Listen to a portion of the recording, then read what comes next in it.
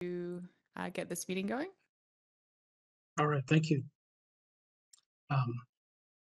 Do we have any preliminaries that we need to go through here before we bring forth a motion for adopting the previous minutes?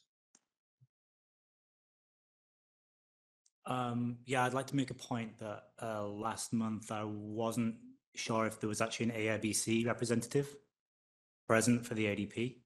Right.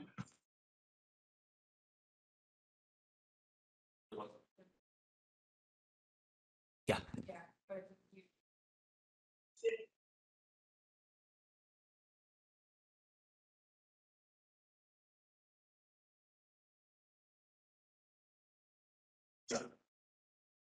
No, I didn't.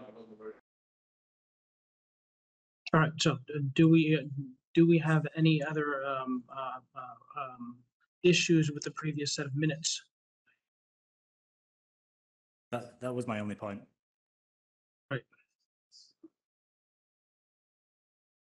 All right, do I have a second on the adoption of previous meetings minutes?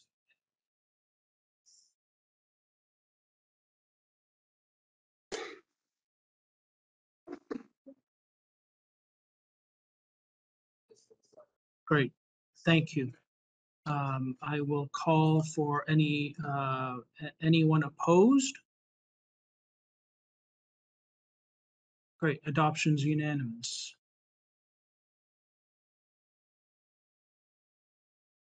Has everyone had a chance to review today's agenda and are we requiring any modifications?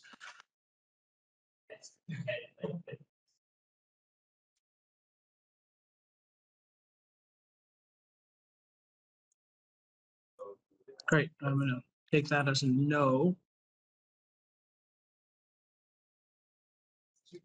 Can we put those up, please?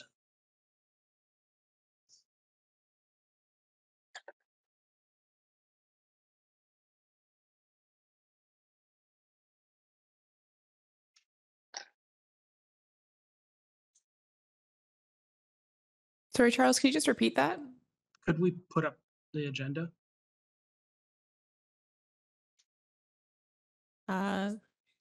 Yeah, we'll just find out from ITIA.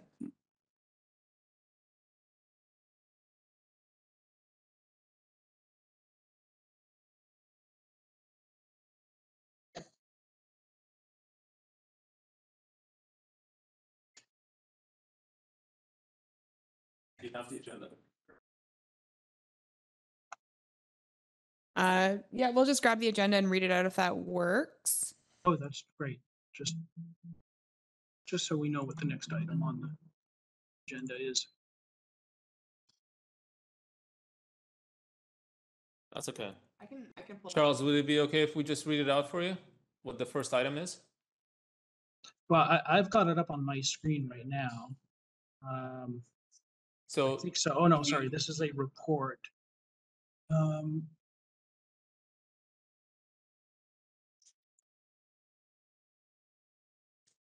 Yeah, if you just read out the next item for me, please. Okay, so we just went through adoption of the agenda, is that correct? Yes. Okay, and then the next item is minutes. We just went through minutes as well, I believe. And then first business is development permit number 596 at 1165 Wilson Crescent. Great. Okay. So I believe that this is District of Squamish staff presenting first. Yes, correct. Thank you. Good afternoon, Advisory Design Panel. My name is Jessie Fletcher. I'm a planner with the District of Squamish. Here to introduce the first project today, which is a development permit application for 2 fourplexes located at 1165 Wilson Crescent. The proposed development is located in the Wilson Crescent neighborhood, so is subject to development permit area 3. Those are the universal guidelines and also subject to the Wilson Crescent microplan. Both those guidelines are attached to your report package today. Project has not previously been presented to the advisory design panel. Staff are generally supportive of the site plan, but do specifically request advisory design panel's recommendations on building form and character, usable and common open space and landscaping as it pertains to DPA 3. Specifically, guidelines that are not yet being met or that are still seeking more information are highlighted in your report package today. And again, just some emphasis on the open space. We are seeking ADP expertise and feedback on the proposed private and the proposed common open space. Staff and the applicant have discussed the opportunity for additional private open space, either at grade or in the form of a balcony off the second story. So staff are seeking ADP expertise and whether or not that would have a negative impact or a positive impact on the shared open space. Today we have Mark Barlow presenting the design, and I believe the landscape designer will be joining us in a bit to present the landscape. So I'll hand it over to Mark. I will try to share my screen.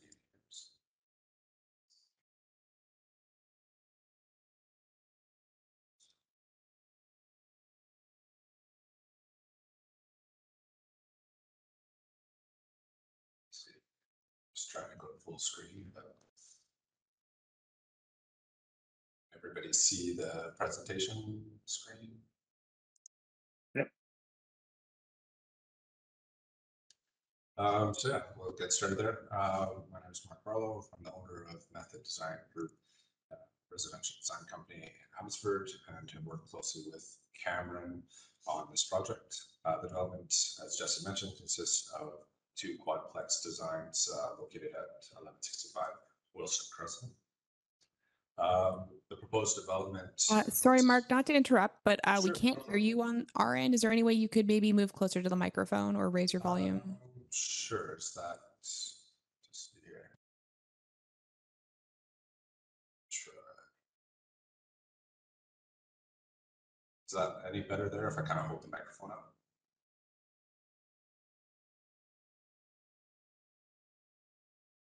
It's a little bit better. That's a bit better. Okay, one. Sorry.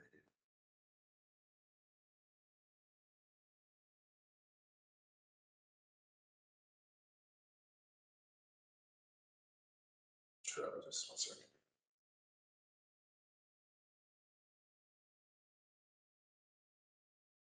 Just check your inputs to make sure it's not coming out of like the laptop mic or something like that. Should be good going through there. Is that any better at all for everybody, or not sure why it would? Yeah, that is better, Mark. Okay. If anybody can't hear, just let me know if it kind of goes out again. So anyways, introduced myself there, but the project itself is a proposed development series of 2 fourplex or quadplex buildings.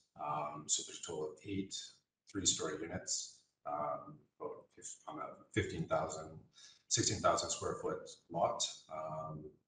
The lot fronts provides access and fronts from Wilson Crescent.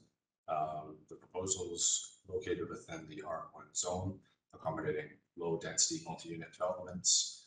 The proposal currently maximizes the permitted FAR by utilizing the low carbon building bonus, as these buildings are net zero compliant.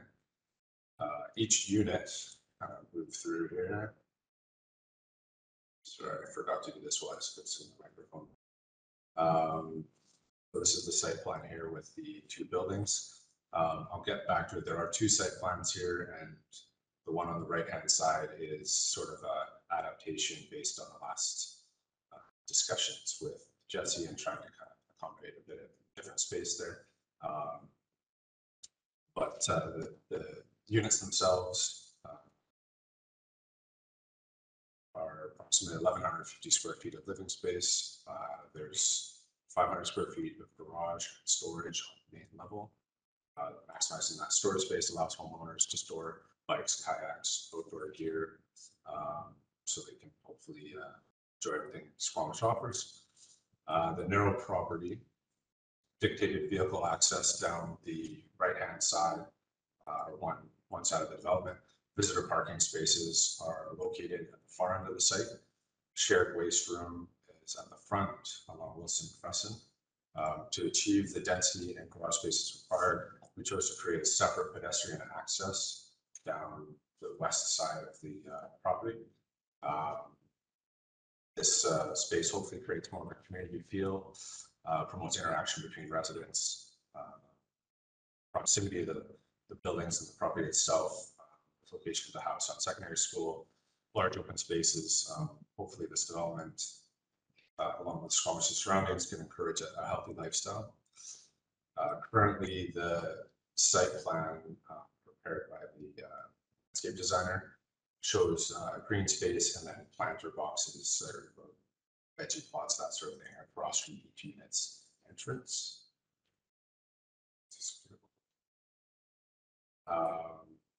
The site provides 2 visitor parking stalls, as I mentioned. That's for the bylaws. Each unit provides an additional 2 parking spaces, 3 Class A bike stalls, and there's an additional 2 visitor bike stalls provided within the landscaped area at the front of the property. So for a total, there's 18 vehicle parking spaces, 26 bicycle parking spaces, which is beneficial with the bike lane located along Wilson Crescent. The hope there is to obviously encourage alternative transportation and try not to spend too much time in your car. Jesse mentioned sort of outdoor amenity space. So currently we have about 360 square meters of amenity space provided. Some of that is located within the front building setback, but majority of it is at the north end of the site and across from the units. Unfortunately, they might meet the 6.1 meter sort of minimum width requirement there, which is something that we discussed with planning. The main pedestrian access there leads to the large landscaped area, community space near visitor parking. Each unit has a small lawn area, as I mentioned, and we've also provided large private space for a rooftop patio. Facade, we'll get to the side here. Study.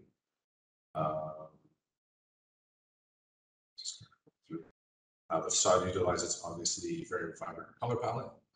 It's definitely in contrast with the surrounding landscape, but hopefully kind of brings some brightness and vibrancy to the development in the area. Simple massing aids in meeting net zero requirements, maximizes livable space within each unit. There's large windows on each side. Just go through here. There's large windows on each side, bringing abundance of natural light into the living spaces. Additional details like shutters, planting boxes, gable end vents provide the more traditional touch and a bit of an individualized feel to the units.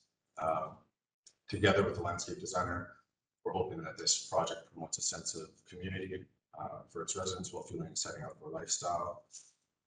While addressing all of the district of Squamish's requirements, hopefully addressing all of their requirements, and in many places we've exceeded them. We provided a sustainable net zero emissions building that not only benefits the occupants and residents, but also hopefully the community as well. So that's kind of the main gist. Obviously, we really do want to highlight the energy efficiency of the building, sort of design oriented in terms of the massing, kind of keeping things as simple as possible to achieving those numbers a bit easier. As I mentioned previously, there is the alternative. Actually, I do want to mention something. This is just the garbage enclosure, so it sort of ties in with the rest of the development. Just going back to the site plans. The site plan on the right-hand side, what it shifted the walkway into where the green space was. Then we've sort of been able to create private outdoor amenity space at the back grade for each unit. Still, we've kept the rooftop deck for now, but hopefully this kind of is more accessible for everybody. Rooftop spaces can be limited and access can get neglected sometimes. So I think people are probably more likely to use this space. So if we can accommodate the private outdoor there, great. It also obviously is, saves us square footage, because if we go up to our unit plan on the upper floor, if we get rid of having to kind of double back and go up the straight run of stairs, we could potentially make bedroom, larger, but also hopefully increase the bathroom, just for adaptability in the future, some flexibility for people so that if necessary, they can age in place, even at 3-story. Yeah, it's kind of wrapped up for me. Forward to hearing your feedback.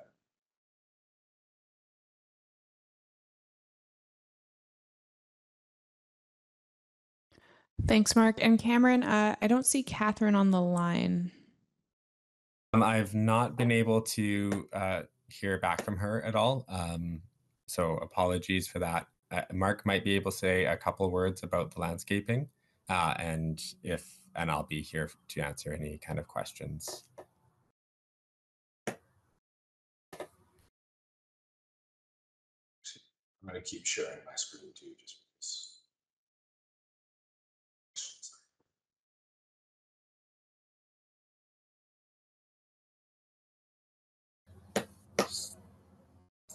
So, Mark, if you're able to just quickly go through a couple of the considerations in the landscape plan, that would be wonderful.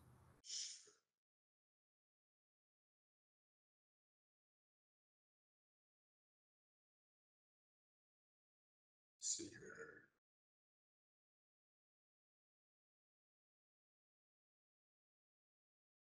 I'd have it back again.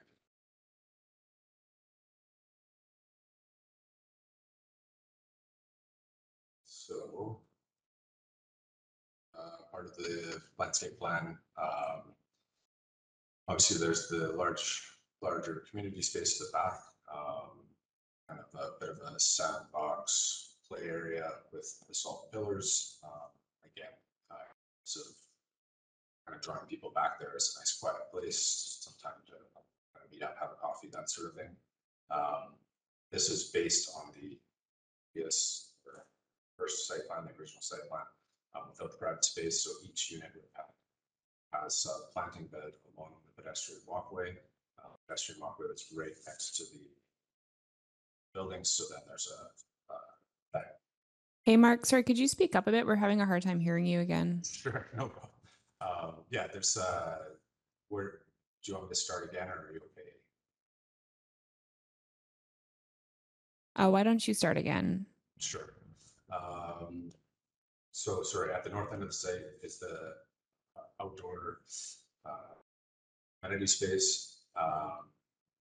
They've created a sandbox type space with log borders and a basalt pillar stools, just to hopefully families can go back there and play, interact. Along the pedestrian access, when it was right against the buildings, planter beds for each unit. Across from each unit's entrance was a sort of green space with a small individual planter bed. She's kind of noted as veggie gardens, so community feel there too, if you can kind of share veggies, do that sort of thing. Then at the front of the entrance to the site, there's the concrete pad for the bicycle rack, kind of planting bed around the garbage enclosure, just kind of down, planting border or edge on one side of the access there. Don't know enough about plants to know, but I'm assuming these are probably all supplied and that sort of thing. But yeah. I can just jump in with a couple details just regarding the planting. All the plants are native species and drought tolerant, and we're using a fair bit of Carl Forster grass in the front to help hide the pad mounted transformer. And in the rear of the site, we have a few different native trees, including Pacific dogwood, vine maple, and blue spruce. And these were chosen in talks with the neighbors to be the right height to help hide the buildings without shading the yards to the top or to the north of the site. Also, just like to highlight the front of the site is partially activated by a small pocket park that provides covered seating with a hangover from the garbage enclosure and the 2-meter right-of-way for the sidewalk on the property as well. Any other questions? Happy to answer those.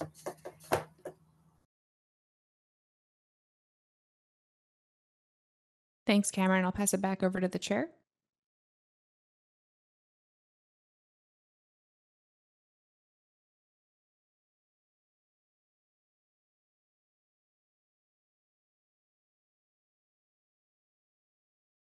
Charles, you are on mute right now.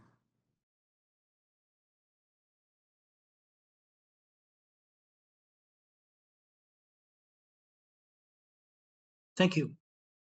Do we have a further presentation at this point from anyone? No? No, that's it from this applicant at this time. Great.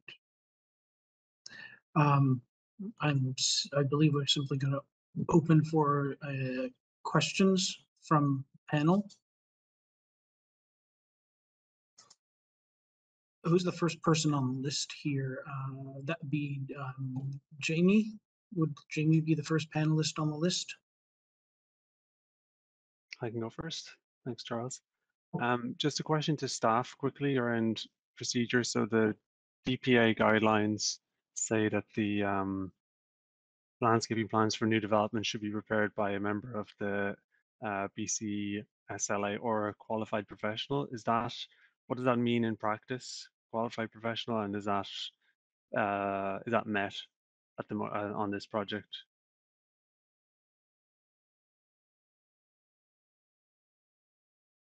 Hi there, it's Jonas Vilnishkas, Director of Community Planning. So we use some judgment, particularly on smaller applications, whether a landscape architect is required. And we have an in-house landscape architect that sometimes helps us make that decision.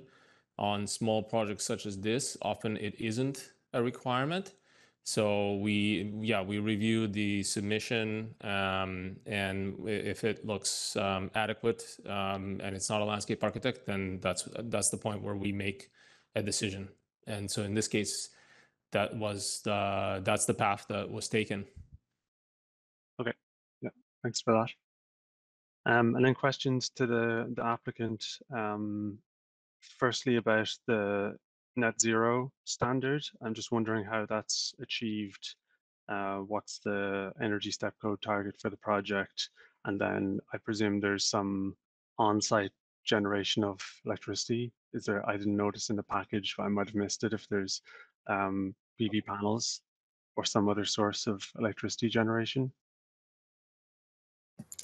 I can answer this one. So yes, there are solar panels on the roof, and for the on-site energy generation, there will be no gas on the site. And I've got some specific wording here, but essentially we're measuring, this is net zero because it will have a GHGI performance limit of 0 kilograms of CO2 per meter per year. Which has been, I guess this is what has also been agreed on other net zero sites in Squamish. Okay. And then a question about whether it was considered to do a single building. I'm just noticing the sort of 5-foot gap between the buildings, which doesn't really seem to have a functional purpose. And then obviously it eats into the availability for common landscaped area on the site. So just a question to the applicant around the reasoning for that. Yeah, I can answer that. Under the Architects Act, if a building has more than 4 units, then an architect is required. So we chose not to use an architect and have split the buildings up into 2 fourplexes, also making a fourplex design. And that middle path, the function there is to help kind of break up the building, break up the site so that it's more walkable. Another question just around, was there any consideration for future adaptability of the units? So designing any of them to adaptable dwelling unit requirements in the BC code, even if it's a voluntary measure.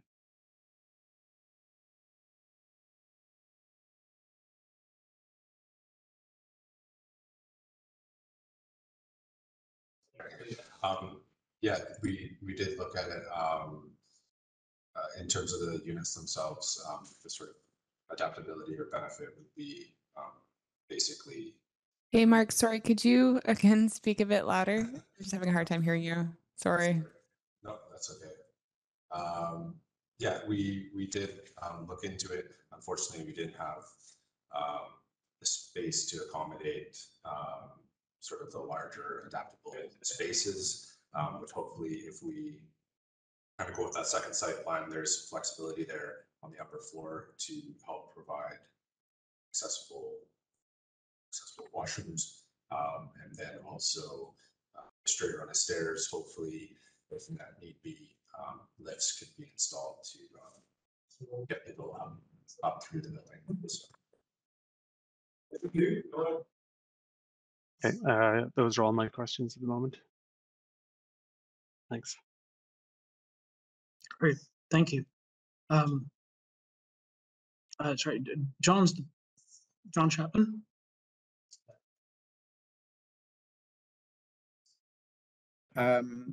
Just start with a couple quick questions.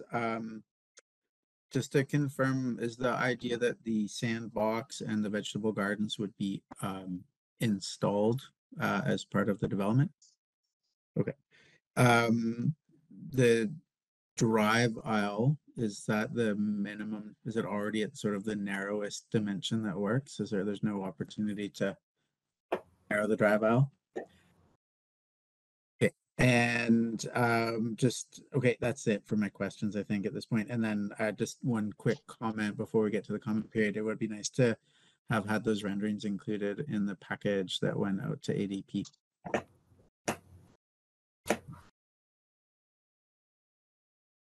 Great, thank you. Jillian? So of the two landscape plans that you presented, which one's being submitted?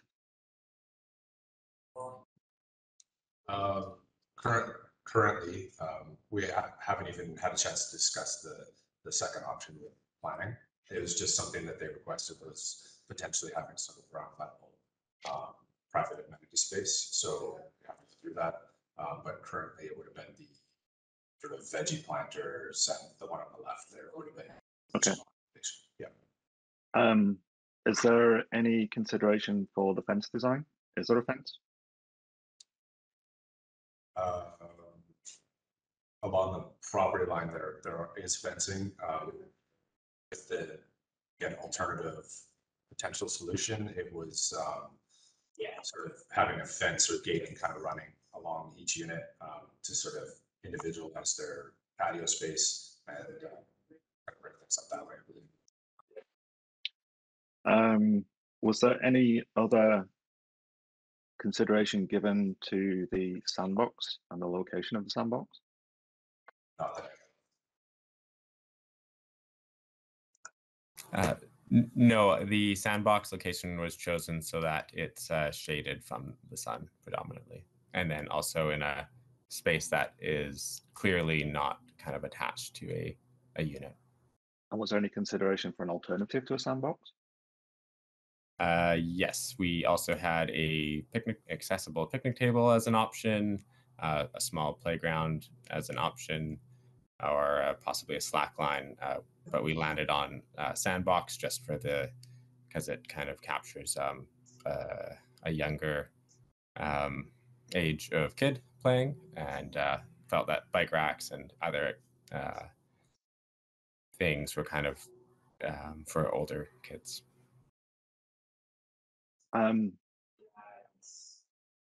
What height are your veggie boxes? They would be 12 inches off the ground. Okay. Okay, that's it for me. Thanks. All right, thank you. That leaves Sarah.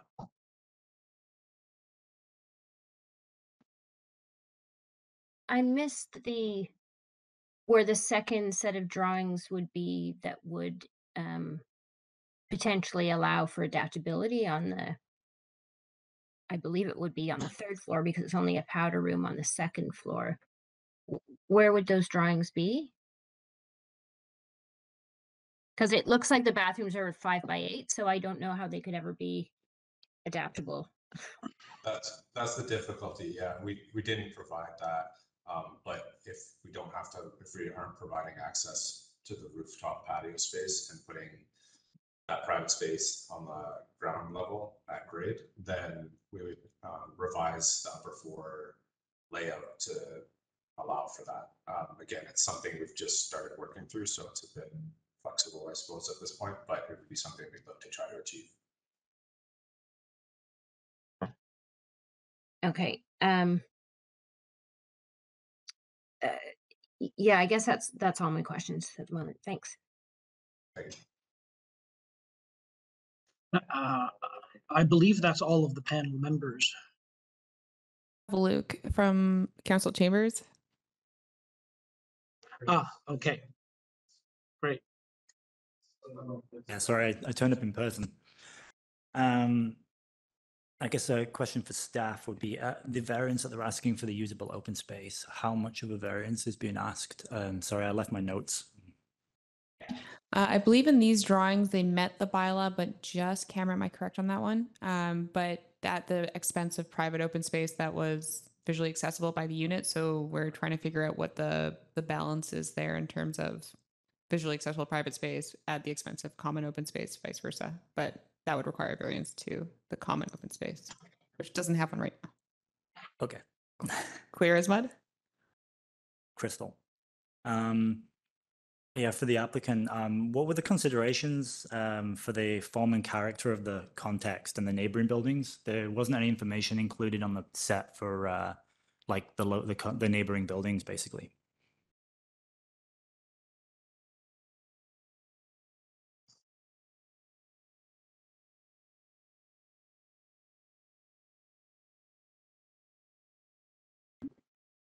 Sorry, is someone on mute? I don't. Mark, are you able to speak to this? If not, I can.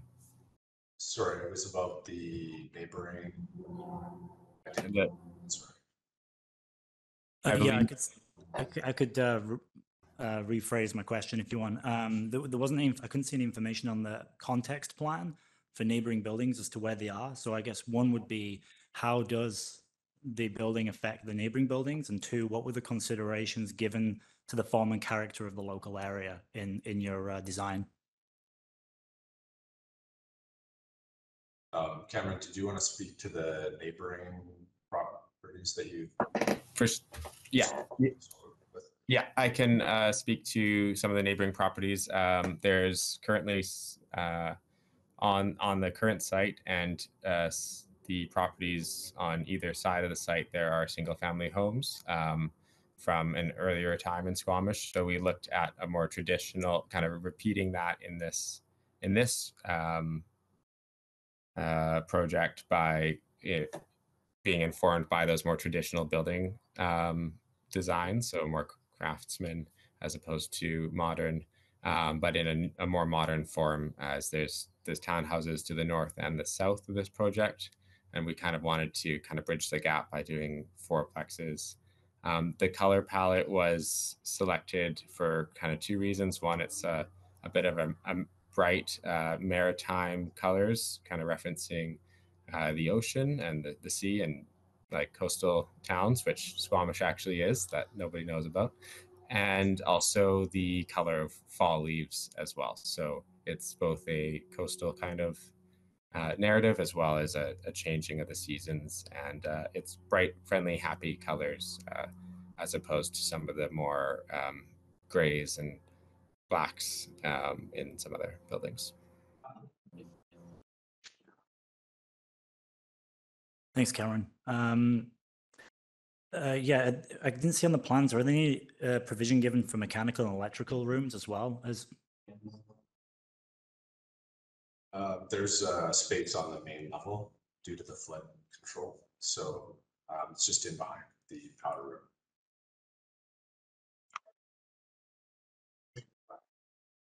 And the material choices for the building, are they all non-combustible, or are you proposing any combustible materials?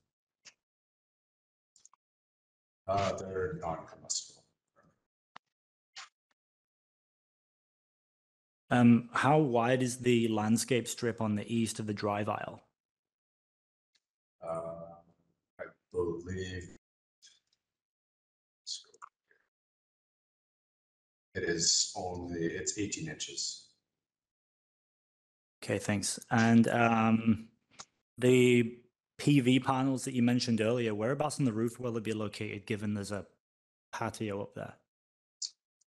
The patios are kind of inset a little bit from each gable end, so there's enough space on each end to fit the necessary panels. Okay.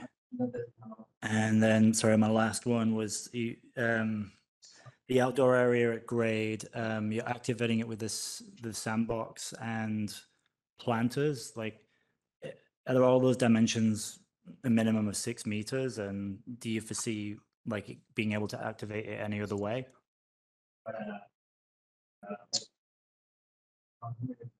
The dimensions of the spaces are about 5.5 meters, I believe.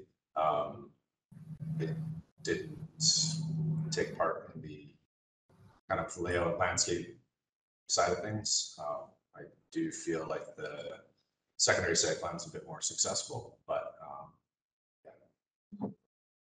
For a little added context, we tried to submit without having to ask for any variances.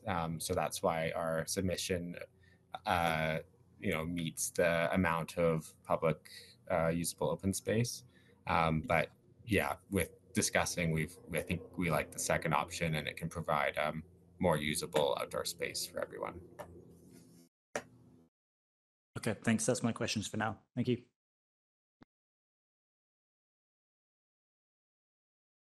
Great, thank you. I have a couple of questions myself. The first one is I want to return to this issue of the 5-foot gap between the two buildings. It is my understanding that if this were a single contiguous building, its classification from a code point of view would actually be different. that's correct.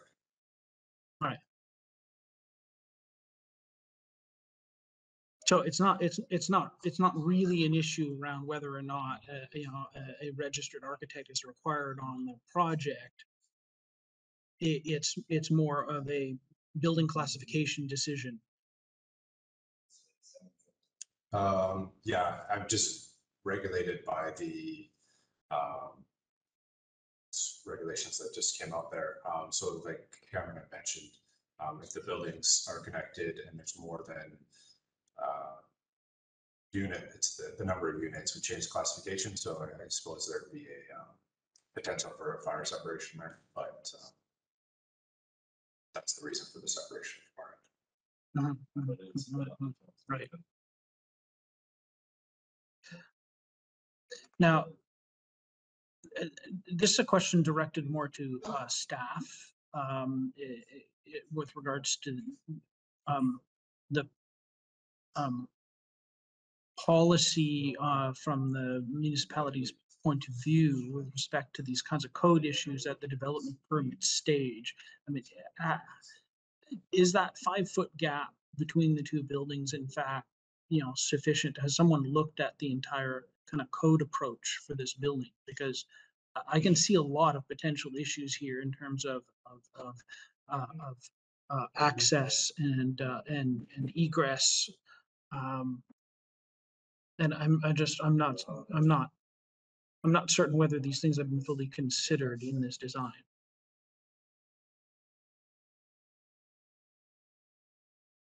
I can speak to that. No, we don't generally consider building code issues until there's a building permit application. So at this point, we're relying on the applicant's professionals to, submit an application that will later need to meet code, but we haven't delved into the analysis yet until we have an application. Okay.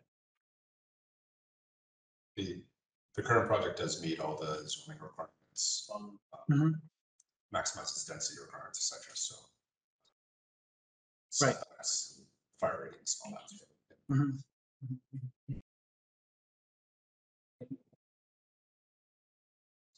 All right.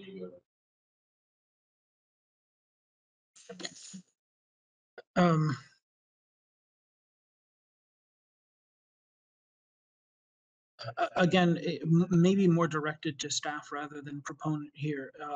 In these issues with outdoor private space, I mean, are there in fact policies regarding outdoor space and whether or not it needs to be accessible for any number of units in this project? Is there a requirement here for accessibility on one of the 8 units?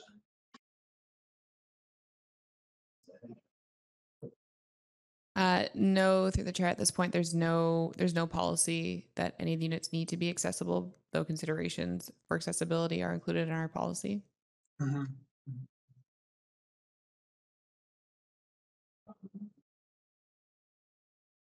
right. Thank you. That's all for my set of questions then.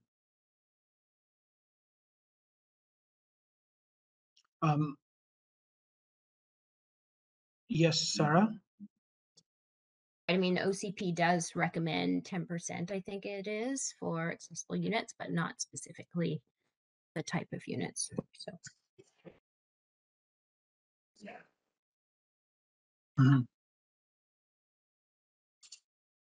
All right. So are we then going to be having a discussion among the panelists on the project?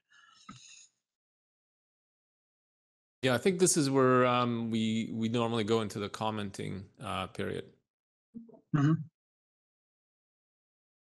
Great. So maybe in the same order that we started then, Jamie. Okay. So just acknowledge that it's a very constrained site for this type of development. So there's some challenges there. Obviously, there's policy about having parking away from the street level, so or from the street frontage. So that means that your outside parking spaces are in the back. Unfortunately, I think the project kind of suffers by having the street frontage, containing the garbage enclosure and a PMT on the front and a driveway, and there's not really any space for any other function. So I think that's kind of unfortunate. It's born out of a lot of it is to do with just the site proportions, and then requirements at city level, the setbacks being what they are, and so on. So that's just a comment. I do think that the roof lines are not particularly well resolved. So functionally, we've got flat roof decks, but then you've got a kind of superficial gable roof applied, which is just a few feet kind of deep. And I would kind of question in the development permit guidelines, there's notes about avoiding false historic or structural references. So we've also got what look like kind of non-functional window shutters that are just applied as a kind of a cladding detail. So to me, that kind of stands out as being there's a little bit of a kind of pastiche aesthetically going on. That's a kind of a personal opinion, and just reading the development permit guidelines. I do think, given how constrained the site is and how little space there is for common outdoor area, that gap between the buildings is just, it's kind of a blank wall on either side. It's just an area for additional heat loss, for snow to get trapped in on sometimes in the winter. And I think, that's an extra 5 feet of space that could be applied to, the common outside space in the rear of the site. And I think avoiding doing that simply because it triggers the requirement for an architect to work on the project is really not a great justification. I just note that again we're seeing kind of tension between townhouse typology, the flood protection level in Squamish, and accessibility, that we're just kind of seeing kind of a pattern of projects where it's not really based on the starting point of a townhome, the requirement for 2 parking spaces for a townhome, even when it's close to the center of town, that accessibility is often the thing that's getting squeezed out here, and the idea of aging in place. And then lastly, I think around the cladding color, I think it's vibrant. Yes, I think it does kind of reference the idea of a kind of seaside town. It's a little bit more of a kind of maritime Atlantic coast kind of color palette, I think, rather than something you necessarily see in coastal BC. So again, I would kind of encourage a little bit of toning down on the cladding side. Particularly when you look at the kind of streetscape and surrounding buildings. I mean, it is a fairly small size housing development. I'm not sure it's required that it makes such a strong statement. And those are all my comments. Thanks. Thank you. John? Thank you. So I like having the drive aisle on the one side. On the back, it allows a more generous entryway expression than we often see in these 3-story townhomes in Squamish. I understand, though, that there's this trade-off on this tight lot with, that adds the challenge for more private, at-grade outdoor space. So just challenge acknowledging that, but I appreciate the effort to, make the entryways, the building entrances more legible in that way. Garbage enclosure, obviously, like operationally, it's good to have it at the front there. I wonder, perhaps just thinking about the colors again, if the color of the garbage enclosure structure needs to contrast so much with the building. It would have been nice to kind of look at the renderings a little bit more and think about it and, consider the perspective there, but just it's a bit of a hard contrast, at least in the colors there. I think I'll echo a similar sentiment to Jamie that it's a little bit busy with the roof line and the shutters, the really bright colors. And, the bright colors are an interesting idea that kind of definitely make me think of Atlantic Canada. But then I was thinking as well, Prince Rupert on the West Coast, for example, has a bit of a bright colored, like the sort of similar maritime effort. So I don't know. Yeah, I'm a little bit undecided on the colors, but I appreciate the contrast to a lot of the sort of more contemporary palettes that we see so frequently. That's about it for me. There's definitely some interesting discussion about the having the 2 banks of buildings versus one contiguous building. I think obviously I understand that we, the District of Squamish needs to follow their procedures bylaw, which apparently requires bringing projects like this to the design panel. I question whether on these, these smaller projects like this one and the next one, whether, we're really adding that much value at this point. But I just get that on the record.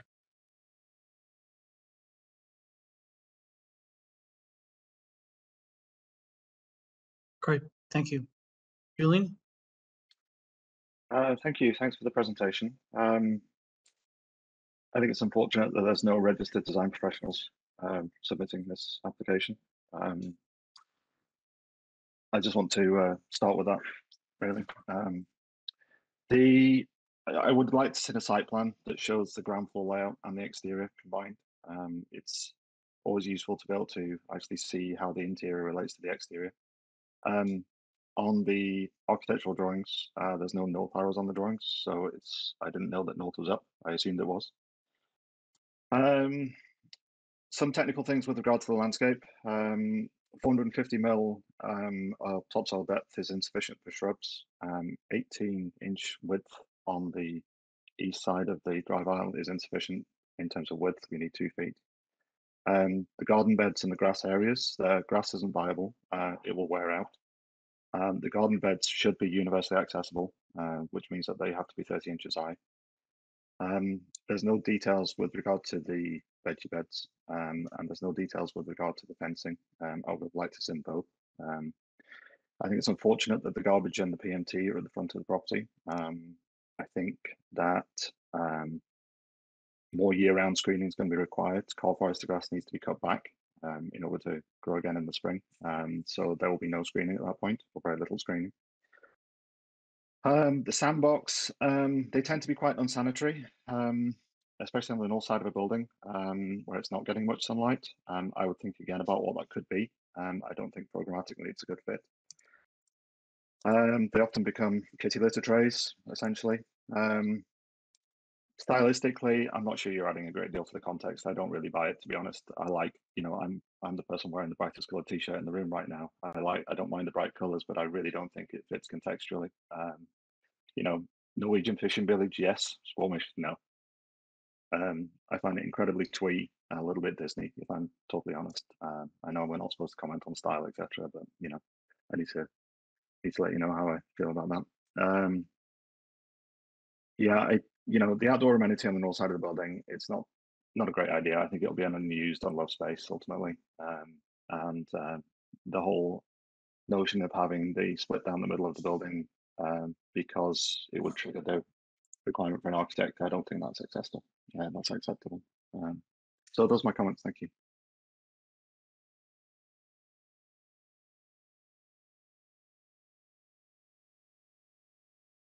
Great, thank you. Sarah?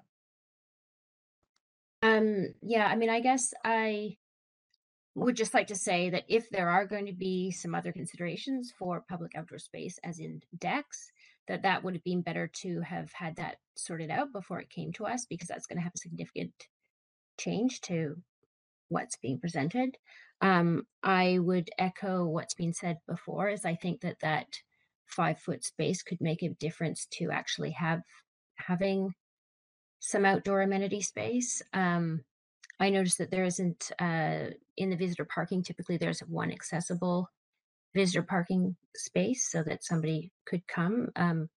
That's not noted on here. I don't know if that's a requirement, but typically it is. Yeah, I find the colors to be, I like bright colors myself, but these ones, it's hard to tell. I mean, the renderings are quite different from what the colors are in the drawing package. So again, it would have been good to have the renderings to see that a bit more.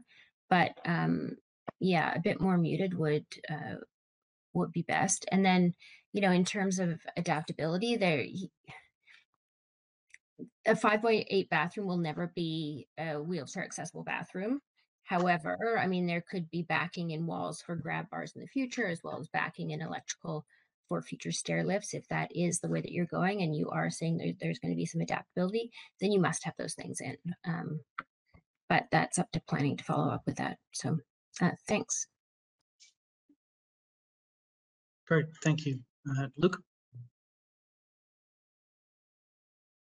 Thanks for the presentation. Yeah, I'll start by echoing Jamie's comments and Julian's comments. I'll add to Julian's and say that if the dimension is 5.5 for this usable open space, when I think typically in the bylaws it's meant to be minimum 6, that to make it really properly usable outside like that, it really should be kind of made a little bit larger for that. The rooftop patios, being net zero, this project, I think that's a really good aim and that's applaudable. I'll start with that positive, but I'm quite concerned about the PV panels on the roof, how they actually would be installed and implemented in real life. And then also that combined with this being net zero, in that it's going to be meeting a higher, the highest step. where all these mechanical units are going to go, where does all of all of that sort of stuff go? Because it all ends up typically on the roof on these sort of projects. That's also going to take away from that little bit of not public space, but usable outdoor space that they have. And then, yeah, I think the project would also benefit from a little bit of attention being paid to the frontage. It's definitely a struggle on these projects. We're going from sort of a single family residential area and mixing it with high density townhomes, and I respect that, like, we're looking for more density in these areas, but there also needs to be some respect given to the frontage and how that character actually feels. Because when all these deep lots get built out with this kind of site plan, we're just going to end up with all of these frontages that are covered in PMT, garbage, access, and I think it's not necessarily going to have a positive impact on the environment, on the actual surrounding character of the area. So I think that frontage could definitely respond, maybe by a smaller scale or something. And really, I think this is more of a point for staff, but yeah, I appreciate a lot of these sites have these small constraints, but it's very similar to what we had last month on Buckley. And really, it's like there's a lot of density on basically they're maximizing the density on these sites, and that's fine. I get that the applicant will want to do that, but it's really not the site that doesn't fit the project. It's the project that doesn't fit the site, and the amount that's going on these is this project could really benefit from being condensed down from especially using that 5 foot gap that's between the buildings. And the colors will be my last point today. I actually think it's great seeing some color added, but I also echo the other panel members that they have to be carefully considered and applied in a really considerate way. Otherwise, yeah, it can come out a little bit too extroverted. Thank you. Great, thank you. I think my comments are essentially going to be more of a summary of everyone else's observations here. I question the base decision to fit 2 separate buildings on this site. It's not clear for me, the reason cited having to do with the requirement for an architect versus, other considerations in terms of building classification. But it does appear to me that this would be a more successful project if that constraint had not been, in place in the first place. So I think that's a fundamental sort of, design decision that I think was, regrettable, not necessary and regrettable. I do believe that this project is attempting to squeeze too much density. It's the wrong size and shape for this building type, for this building form. I don't believe that the municipality should support these kinds of developments, this form of development on the size of lot, in general. I do reiterate the site constraints are what they are, but having the PMT in the garbage room as the front of the property again is regrettable. A fundamental kind of first order of design decision that I think was should not have been pursued.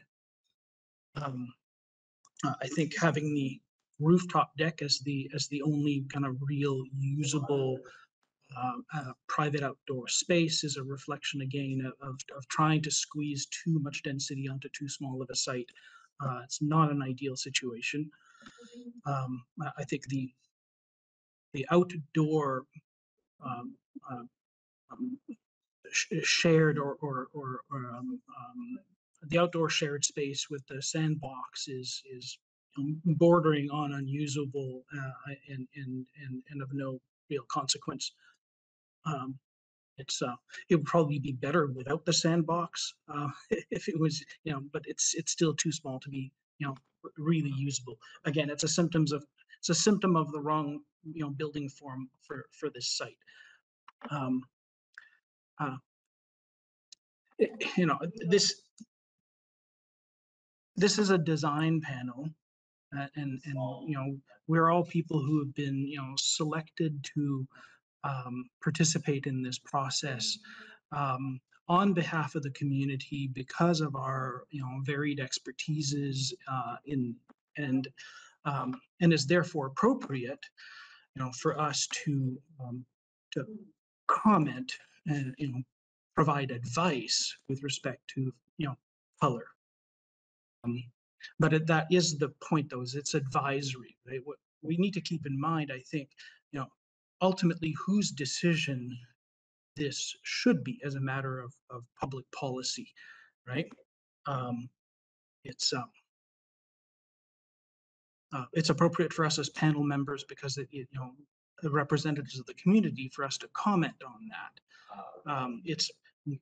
But ultimately to, you know, especially in a small development like this, right, it is the client and the architect's, you know, decision whether, you know, whether we agree with that or not is highly subjective and ultimately should not be our say, right?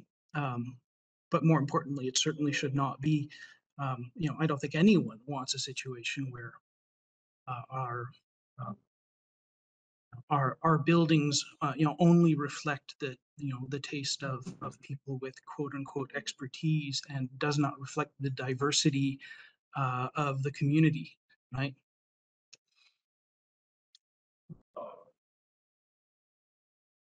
Now, I'm not sure, you know, how to, I'm not sure how this project did end up, you know, selected as being kind of, I guess the policy is that the project is just large enough to require going to design panel.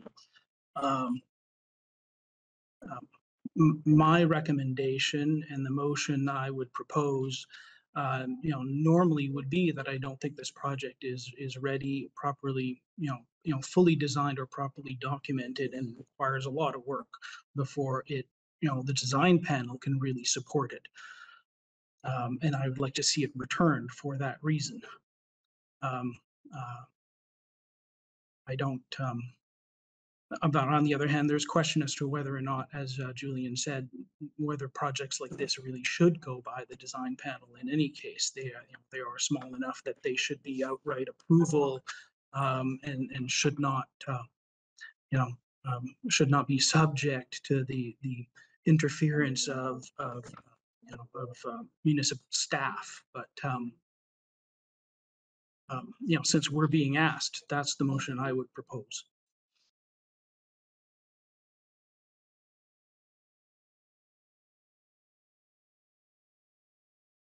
I would second that.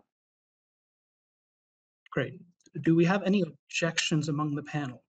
Charles, can I just make one comment before we move on to vote on it? Just to second what yourself and John and Julian have said, I think scenarios like this, just a comment about procedure for this project and future ones, if the development permit guidelines say that an architect is not required for a development permit in this area, and then if staff decide to interpret the requirement for landscape architect such that they'll accept a project without a landscape architect, then I think I'd question why it needs to be reviewed by you know, a panel which has been put together with architect, the IBC. I think it's naturally follows that the project is deemed simple enough, modest enough, or whatever in the eyes of the staff, that there's a misalignment here of policy. Even if the formal policy requires us to sit through this, I think there's it's not the best use of everyone's time based on the direction we receive. Yes, I Agree, Jamie. And along those lines, I'd suggest that we resolve that staff work out the issues with the applicant and that it doesn't return to design panel, because I don't think we need to review this one again. I have a problem with that. You know, unless our recommendations are going to be very specific, it, you know, it then sends the project back into a kind of I don't know how to describe the exact, you know, situation, but I mean, it leaves the proponent in the situation of not having clear direction, right? But then leaving what are design decisions to be negotiated with civil servants.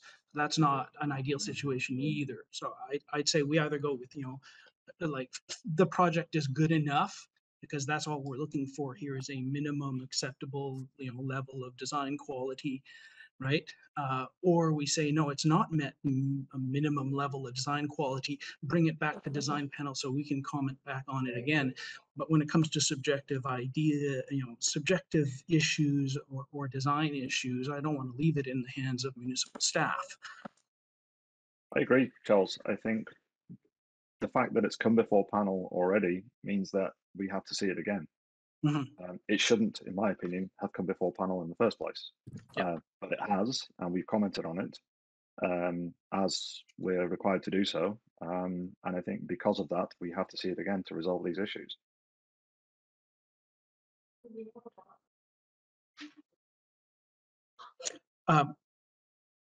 Do we want to have, are we going to vote on the motion? We've not completed the process of voting on the motion. I'm inclined I'm inclined for option B, in that I think if staff decide that, say landscape architect issues can be addressed by in-house staff, I think my reading of it, that I don't think this should have been brought to panel. I don't then think it follows that if we're not in support of it, that we request them to come back a second time. I won't move for A because I don't support the project as presented, but I also don't feel it's good use of panel's time to have this be presented again. I'm more concerned about process for future projects rather than trying to bring this project back a second time. So my objection is about policy and procedure as much as anything in this application today. All right. Do we have someone seconding his motion? John, you seemed inclined for B. I'll second Jamie's motion. Great. Do we have any objections? Yeah, I actually object to that. Yeah. So are we a dead tie, 3 out of 6? How do we proceed with that? What's going to be? Do we have a tiebreaker or do we have more discussion? We have Jonas going to get the bylaw to confirm what the procedure is. Great, thank you.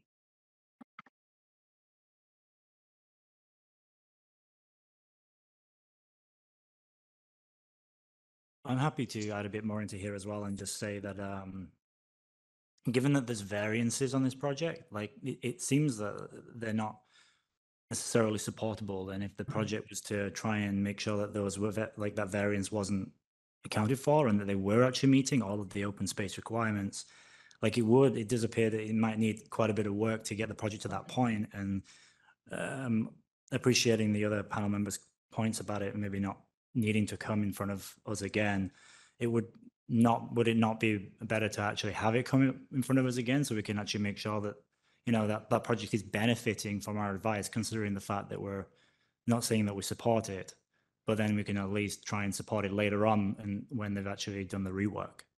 I agree completely.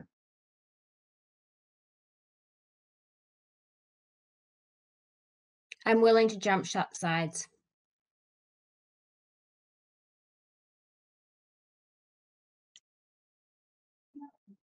Well, should we simply proceed then, since the panel members are all present again, and we could re-vote on adopting a non-support and returning to design panel? Yeah.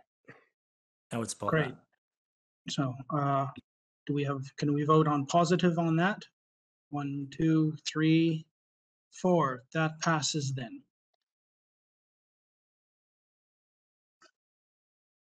Thank you. Now, no, I think that brings to a close this particular item on the agenda. I do want to thank the proponents, and we we appreciate your time and effort, and we look forward to seeing the improved project when it returns. Jamie, yes. Just a question about whether because C, which has been carried, has the following recommendations: return to present a revised project. Just maybe if there's any, just to make sure there's a good understanding that staff have about what those recommendations might be, if we're going to leave off at that point. Yes, yes. Do we want to itemize the or bullet point items, or are the minutes from the panelists' comments sufficient? From staff's perspective, the minutes are sufficient. I think the major points of contention were clear there. Yeah, thank you.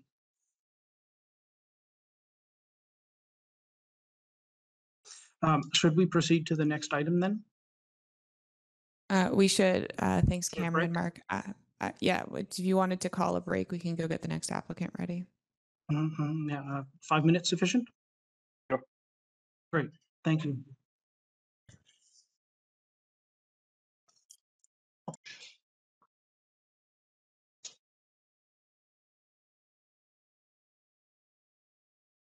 Yeah, Charles, you're ready to start up again. Great, thank you. So our next item is the development permit delegated for 30,917 Progress Way. It's a small industrial strata development. I believe staff have a presentation. Yes, thank you, Charles. Good afternoon, Advisory Design Panel. My name is Jessie Fletcher, planner with the District of Squamish, here to introduce a project for a delegated development permit located at 38917 Progress Way for 2 industrial buildings. The project is located in the southern part of the Sea to Sky Business Park. The site is zoned I-11 and is located in the restricted portion of the business park, which limits uses with significant retail components. The proposed development is located within Development Permit Area 9, Industrial Employment, and is subject to the applicable Development Permit Area guidelines, which are attached to your report today. The project has not previously been to Advisory Design Panel. Staff are seeking ADP comments and recommendations regarding the form and character of the proposed development, including the site plan, architectural design, building materials, and landscape plans. I will pass the presentation now over to our architect, Colin Kwok, and landscape designer, Travis Warren. Right on. Thank you.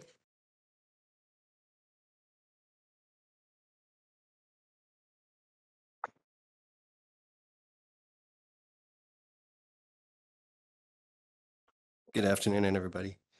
We have the overview, please.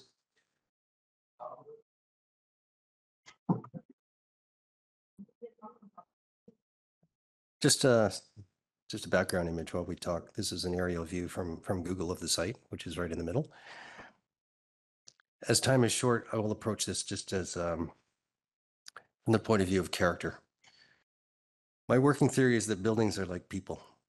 It isn't always possible to put your finger on the constituents that define a person or building, but somewhere in there is something that makes a building and or a person special. Rarely is it exclusively the result of the size, shape, or the clothes.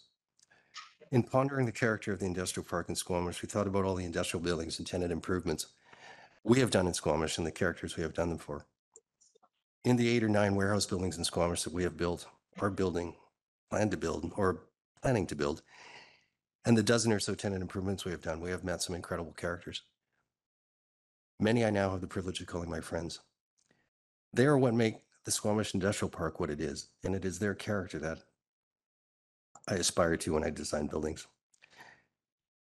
There's a clarity of purpose, a straightforward approach to life, a fearlessness in who they are, a precision of thought with a relaxed style, an order that is present but not rigid, a solid undercurrent of optimism, and definitely no pretension at being anything other than they are, or putting on disguises to fit in.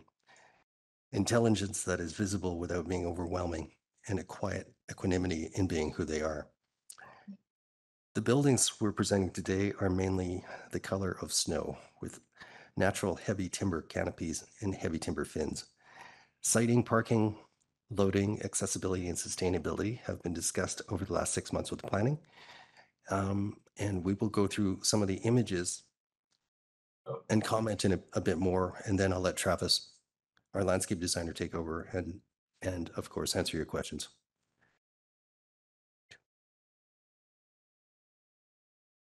We have a second image. This is a background context photo from the cul-de-sac looking at the property. So the large trees right in the middle, I'm not sure if I have my pointer ready, right here, are the ones that we'll be keeping. Second, can we keep going? This is an image from the back corner of the lot. I thought it was a video. Is that a video by any chance? There you go. So that shows the area behind the property. Looking back at it. Thank you. And then our feature presentation, which is a little movie that we did. If we could get that full screen, please.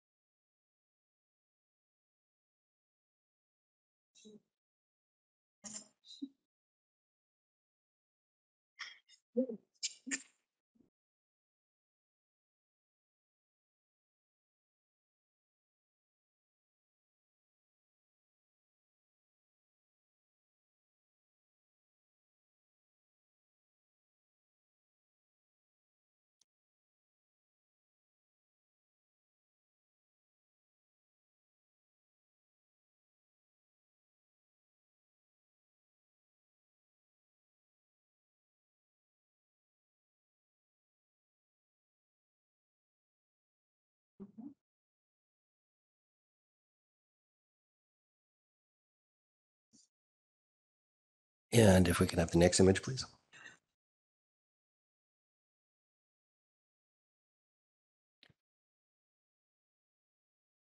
And one more. Oh. Can you go to the main site plan? I think it might have been the last image that you have.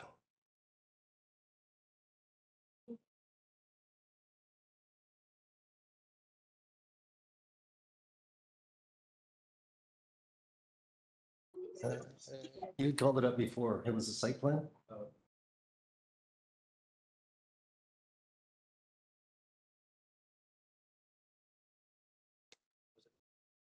Yeah. There you go. That one will do. Just to run through some of the key features of the site. There is a secondary floodway that runs from the cul-de-sac into the green area behind the to the south of the project. And there is also a secondary flood area in the trees behind the project, and we've kept that part of the site lower as well. Both have been reviewed by the geotechnical consultant who has submitted a flood hazard report. Parking on the property, there are 41 stalls are required. We have provided 46 stalls, not including 7 loading spaces. 6 of the loading spaces are for individual units, so effectively 52 parking spaces. Bicycles, there are 6 covered visitor stalls. The rest inside the units, as most mountain bikes in Squamish cost more than my motorcycle. Accessibility from the street, there's a 5% walkway to the front covered walkway of Building 1, and then a designated crosswalk over to Building 2. Garbage, we are taking advantage of the grade change for the secondary floodway, and the garbage room is on the side of Building 2 on the east side. Because it is more like a giant closet than a room with multiple doors, there is no need for a lot of circulation in this garbage room, so it is very efficient. The owner is now currently confirming with potential waste disposal companies how many bins are required. The room can be and will be expanded if needed. A few other minor things. Firefighting. Well, not minor. This is important. The curved line between the buildings, we are well within the allowable distance to a fire hydrant. And loading and vehicle circulation. There is one loop around Building 2, which is one way. And the loading for the large units in Building 2 are off a loading dock at the back, which is 1 meter higher than the surrounding grade. And the landscaping, I'm going to turn over to Travis.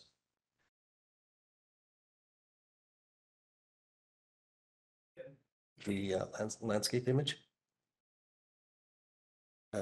Nope. It would be one of the other ones.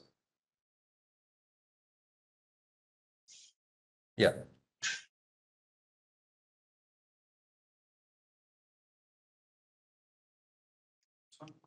Yep. Good afternoon, everyone. I'm going to cover two significant landscape elements in this project. One of them being the tree islands and how we're going to use some simple technological solutions in order to be able to grow sizable trees in the parking lot. In this image here, you'll see that the species that's been chosen is because it creates a deep, dark shade for the heat island effect. And the fact that it's been bred with two different types of species because it's able to take extreme heat, which we would expect in the summer months. As you can see, the tree island is skinny, so there's going to be water capture issues. But with the grading of the parking lot, what we've done is created scuppers in the curbs and added an extra long curb in order to move the flow of the water into the island. And the capture area is quite large, and we expect to be able to capture a lot of water in these rain events. There's a big black square there. This is the outline of the structural soil underneath the parking area. We've gone beyond the accepted size in order to have more soil than needed for the size of the tree. So here we have at a 1 meter depth, 40 cubic meters of space available for soil, the structural soil, and air. We also place the trees in an area where you shouldn't have doors opening and being able to damage the tree. So there was a specific solution for that. Next slide, please. I want to talk about two trees that we have situated in this property where we found the largest open area of the space.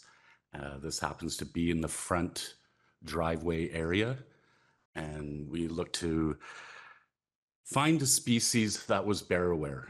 We wanted something that would add to the biodiversity of the area, at the same time not attracting bears, which can be quite difficult with trees where you have oaks with their acorns or other plants with berries. So this one's specific in that the samaras are edible by birds and squirrels, and this tree itself does attract one of the local butterflies in the area. So yeah, we felt really comfortable selecting this tree for the site. Thank you.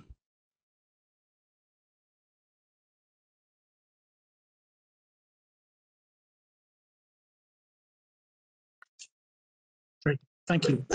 I believe that brings us to panel questions. Let's preserve the order we've established previously. Jamie, if you have questions? One or two straightforward ones. Just a question about the parking count. I saw it on screen there. So just what's your vehicle parking count versus the District of Squamish required number? The district required number of parking stalls would be 41 for general uses, which in terms of some office use on the upstairs mezzanines and general warehouse on the lower levels. And we have provided 46 stalls in total. And then I can't pick out where on the landscape plan your bike parking is, apart from, I guess, any that are within the It would building. be on the northwest corner of building number 2, the lower building. Okay. And it's covered by the canopy. Okay. And then lastly, just a question about materiality. So I presume this is precast concrete exterior walls. That's correct. It will either be precast in the form of a sandwich panel or precast on site. Okay. And was there ever any, I know how common that is as a methodology, but was there ever any discussion about different construction methods, mass timber, or anything like that? I know it's quite rare, but I thought I'd ask. I actually did contact this company called Nexi, which you guys may be familiar with in the industrial park on the other side of the railway tracks. And they make these giant sandwich panels, which sound really cool, but unfortunately their technology is not up to snuff yet. It's basically a steel building with giant panels on top of it. So unfortunately that one, they said that in terms of cost, if we wanted to have a super insulated building, then they're kind of fair value. But as it is for a normally insulated building, it's a bit of out of the reach for this one. Other than that, we always like to think about wood, but it just can't make wood as economical as this approach to building buildings. Sorry, just one last question then. The differences between building 1 and 2, is there a difference in the anticipated tenant group? I see that obviously building 2 has a row of direct loading docks on the south side, whereas building 1 is flanked by kind of standard vehicle parking. Is there a difference in the anticipated use of the two buildings? It's a really good question. We designed these buildings for flexibility. So they probably will be different tenants, but we don't know exactly who there will be. And it could change over the years as well. So it's one of those, yeah, the diversity of people in the industrial park is quite amazing, from industrial designers to people fixing motorcycles to furniture stores to all sorts of other things. So we will, we look forward to figuring out that out as we get further into the project. Okay, thank you. Thank you. Thank you. John? Just one quick question on the building color. I travel through the business park pretty frequently and noticed that there's certainly one pretty new building in white, and it's just done, and it's already starting to kind of show some weathering and staining. Just curious about the choice of white in this climate. John, that building was also one of mine, and which was recently finished. It's actually not finished. They still need to patch up the paint, so it isn't actually weathering yet. It just hasn't been patched up. But I'm not sure if that answers your question or not.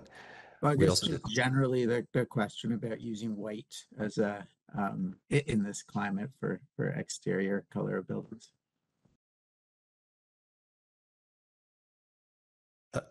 Sorry, what was the question, please? Why choose white in this climate where which is such a dark and wet climate? Partially to offset that. There's a lot of landscaping around this property, and I think the white really kind of shows it off very well. And it's It's not an off-white, it's a white, and it's one of those things where that there aren't really that many buildings that are actually white. They're usually kind of some form of beige or brown or something like that. We played with a few things, and I just sort of thought that the white looked really kind of worked really well in this particular setting. Kind of like a giant lump of snow. Awesome. Thank you.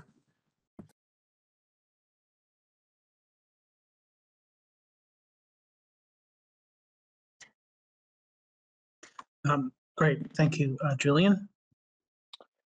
Thanks, Travis. Colin. Quick question for Travis. You're not the landscape architect, are you? No.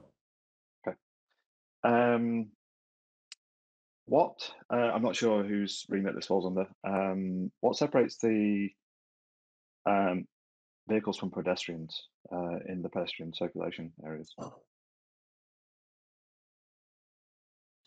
There's a walkway connected to a future sidewalk that will be on the street. No, I'm talking about as you move along, kind of like building one. You've got kind of parking, and then you've got sort of pedestrian access running east-west. What separates those two areas? Is it just a painted line on the asphalt, or?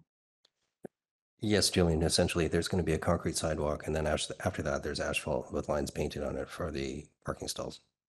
Right. Got it. One feature that we didn't touch on was that it was requested by staff that there be a connection from the cul-de-sac to the south side of the property to the trails. And we have allowed for that on the east side of the property line, so that the parking doesn't go tight to the property line there. But there's going to be a trail that's going to be built for separating pedestrian access through the property. Okay. Was there any other consideration for the location of the PMT? Yes, there was a different location previously. It would have had to then remove the existing trees in that corner. And so the PMT was relocated so that we were able to protect the existing trees there. Right, got it. Okay, that's it for me. Thank you.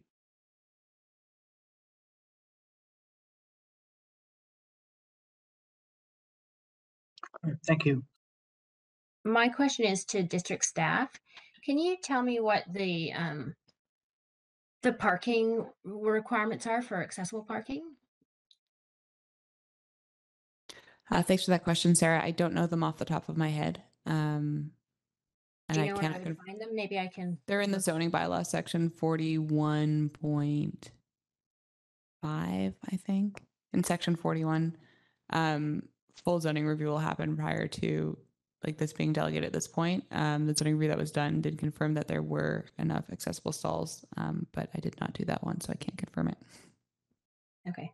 Only that CSA requires 10% to be accessible, and it's not meeting this nor the new CSA guidelines for size requirements. That's all my questions at the moment.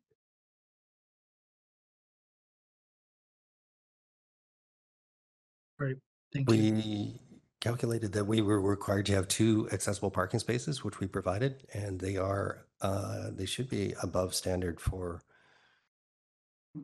the Squamish standards. You sure they were? The Squamish standards are out of date. We'll make them bigger. Do you know offhand how big they are in the CSA standards? Yeah, they should be 4.6 meters, and they're 4.3. So not a lot. And if you've got extra spaces, then you should have an access aisle. They should be 2,600 millimeters with a 2,000 millimeter access aisle beside. That won't be a problem. Cool.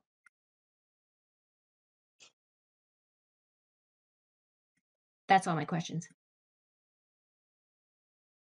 Great, thank you. Luke? Thanks, Colin and Travis. Stormwater management. How are you guys dealing with that? Any proposing any permeable paving?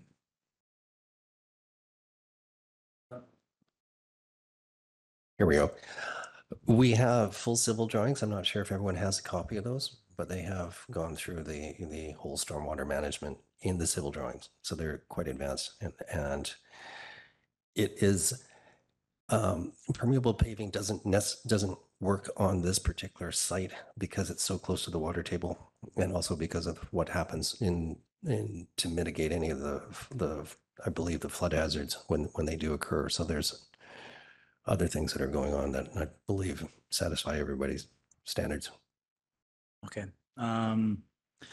What sort of like industrial farms are there in the surrounding area? Is I don't know, is this like the old nursery site, or is that the neighboring site?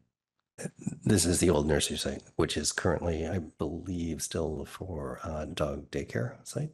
Okay. Yeah. Yeah, are the surrounding buildings, are they all sort of concrete tilt up in that area, or is there other types of construction? Pretty much concrete buildings. So there's one right to the immediately to the north, one to the east, empty property to the west, and then there's a hotel further down Progress Way. Okay. Could you walk me through your rationale for the whole curve on the front of the building? We're following the cul-de-sac, and it was one of those things that seemed like it would definitely make it not feel so much like a concrete building to have a nice curve on it. So I really like the idea of what it does with the perspective when you're walking down Progress Way, as well as when you're entering the property. And it makes a really nice pointy part in the front of the building. Okay. And then the uses for the building, you say that you're you're not entirely sure what there will be yet, but are you allowed in the sorry, if it is I-11, does that allow for beverage? It does allow for alcohol beverage manufacturing. And and like similar to backcountry, basically, you can drink there as well.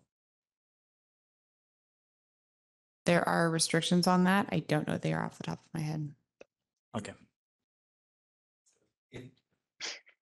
Sorry about that. If it helps, what we're doing is we're creating a shell building that has the flexibility for other people to be into whatever uses they want. But those uses have to go through the planning and development and building departments to get their occupancy permits. So it is going to be governed for sure. I mean, like we don't have any specific uses that we're proposing for this.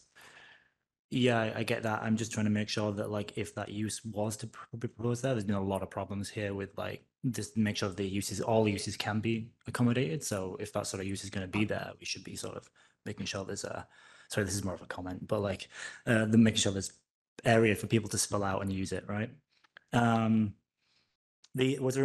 What's the rationale for the location of the loading space, and was there any consideration given to it being near the garbage room? It was actually asked to be moved to the other side of the building by the planning department, so that it wasn't as visible. Okay.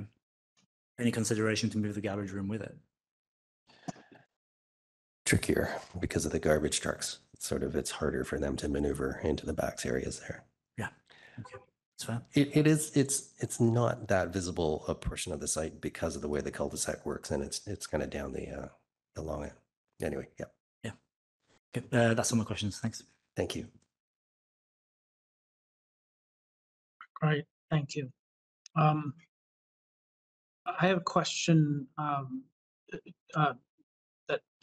more for staff. I'm trying to understand one of the more significant points in the report having to do with the statutory right of way. I'm trying to understand what the issue there is. Would you like me to speak to that? Please. I'm happy to. Either doesn't. Yeah, up to you. At this point, there's a statutory right of way that runs along the south of the site that is for multiple utilities, and it hasn't been resolved that the engineering department is satisfied with the plan for the amount of fill on our utilities. So that could, in theory, change the amount of fill on the grading on the rear of the site, where not where the building is, behind the building. So that just hasn't been resolved at this point. Okay. If I can add to that, the civil engineer who's been involved has looked at the existing height of the services that have been buried on record. And I think before construction, they do the due diligence and they'll actually survey where the pipe is in reality. But we have approximately 300 millimeters of extra fill we could put on the back at this point from the best knowledge we have. So we're only raising that back portion of the site a little bit in order to make the grades work for loading zones and things like that.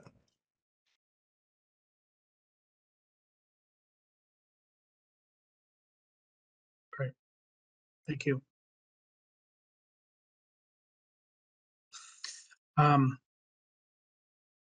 Panel comments. We'll return it back to Jamie. Comments. So I think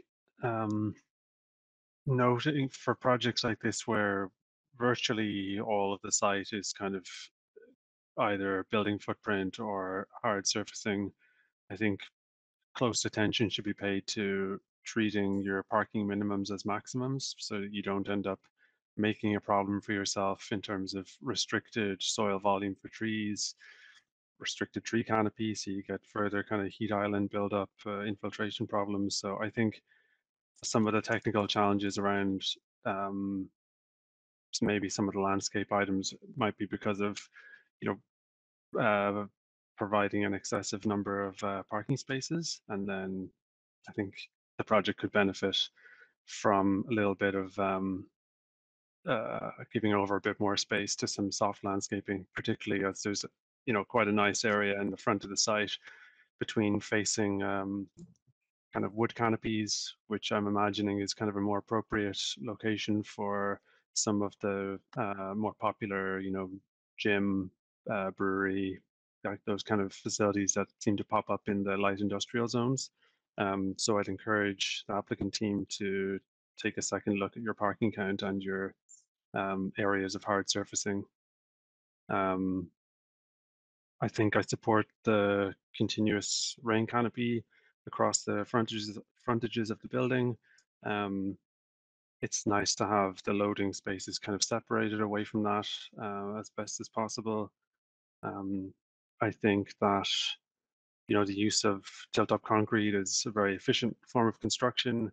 It's quite rational, and I think it's appropriate that there's been just some sort of light touch taken to dressing that structure with any kind of architectural elements. I think it's they're quite simple building forms, and I think it's appropriate not to overload them with sort of superficial architectural elements. So I'd support that. I think in common with other projects of this kind, which have a light industrial zoning, but which we know will be used for a lot of kind of public facing activities, I think it'd be nice to see further space provided for bike parking, particularly as Luke's commented, there's often places that are serving alcohol or where people are going to exercise in places like that. So I think there's opportunities to introduce further bike parking. We're taking up very little area on site, and bike racks are cheap. So I think these projects should always be going kind of beyond the minimum that the district requires. And I think that's about it. Thank you. John? Yeah, thanks. I think, from perspective of a member at large here, I think in representing the community in that way, I think my comments just relate to potential uses that are a little bit more public facing, that could be a little bit busier. So I think Jamie's point about adequate bike racks is really important. Just thinking about the building, the unit frontages, when looking for opportunities to widen the pedestrian space in front of the units, anticipating potential, uses that function like stores or restaurants, as we see in other buildings. So that's basically what I'd like to say about this one. And otherwise, No other comments. Julian? Travis, item 6 in your notation, you refer to yourself as landscape architect. The BCSLA gets very upset about those kind of things, so I just go through your notes and take that out of there. You managed to get it out of there everywhere else. I think your work on the biodiversity is commendable. However, there are some technical things that I just want to go through. 8 centimeter caliber trees in the parking lot, the root ball won't fit in 1/8 of the space between the curbs. The other issue that you've got with the parking lot is that those very skinny little planters basically won't provide enough area for the feeder roots to feed.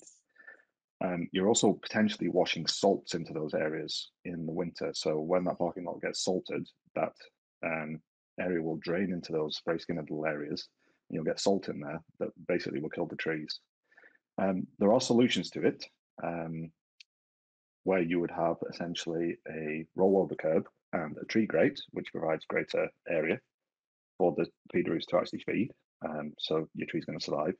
And the nature of the rollover curve means that basically the salts don't get washed in there. So that's a solution to it. Your Parthenocissus beechii is not blue moon wisteria, as you state in your schedule. It's actually Boston ivy, and it's a self-clinging vine. Self-clinging vines are very difficult to manage, and they will also damage the face of the building if you let them grow, because it's self-clinging, it has little suckers basically. So I would think about a different type of vine on a trellis system. Vines essentially climb in 3 different ways. They either twine, or they basically latch on, or they self-cling. So you want one of the first 2. I would argue that a simplified planting palette would help reduce the scale of the building. You know, the issues with these buildings often is that they're quite large in scale. And I think a simplified planting palette actually helps to reduce that scale by basically being not too busy around the building. But I get what you're trying to do with biodiversity, and again, I think it's commendable.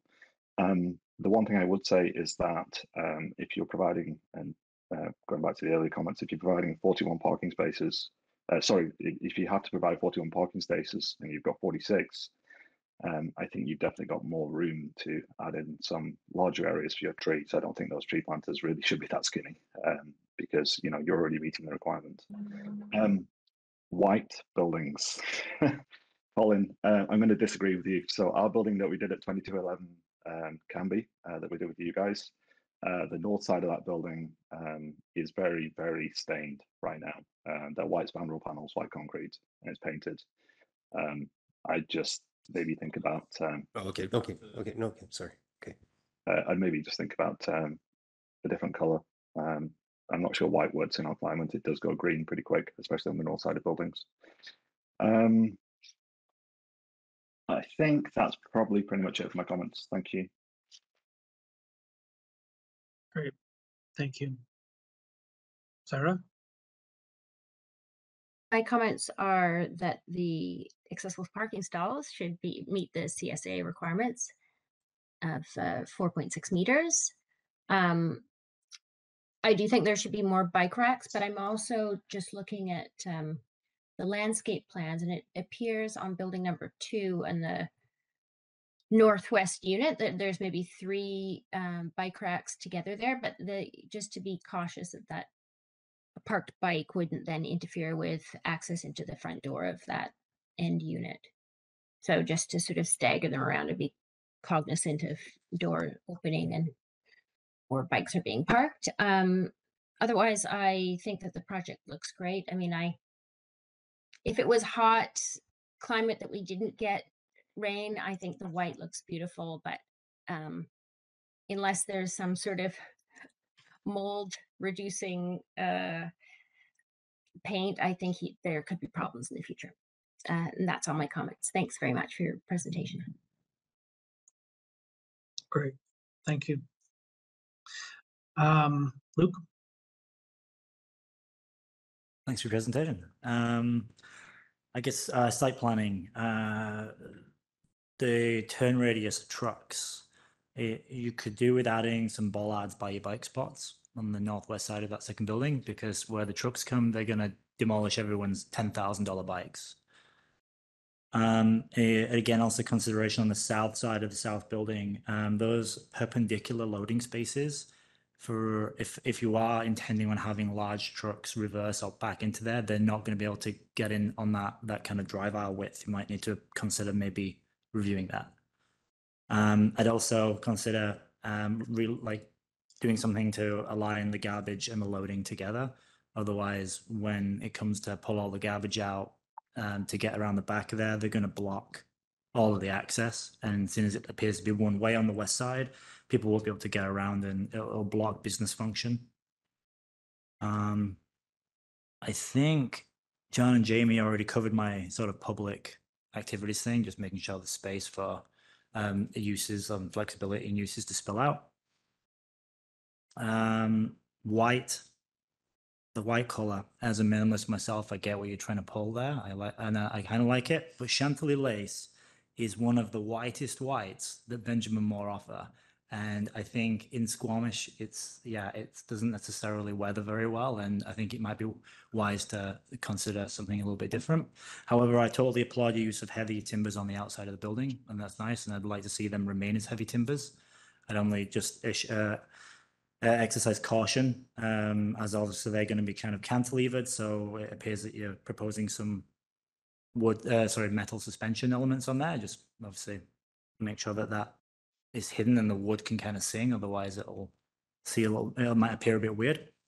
Yeah, like other parking. Yeah, there's a lot of parking on here. It would be nice to add more landscaping into this project, and I'll leave you guys to the flexibility of how you achieve that. The consideration of the front of the building, I think it's good to see something a bit different, like a curve. It's a bit of a shame that it's only because of the turning radius of the bulb at the end of the road. But I think that maybe just needs a bit more further development and consideration, because if you're going for that kind of architectural, statement, then maybe it could be further articulated with more windows. I imagine the spatial separation will allow that there. And maybe it's just needs further development of the landscaping in that area. Yeah, that's my comments. Thank you. Thank you. Great, thank you. Just a couple of comments on the package. I think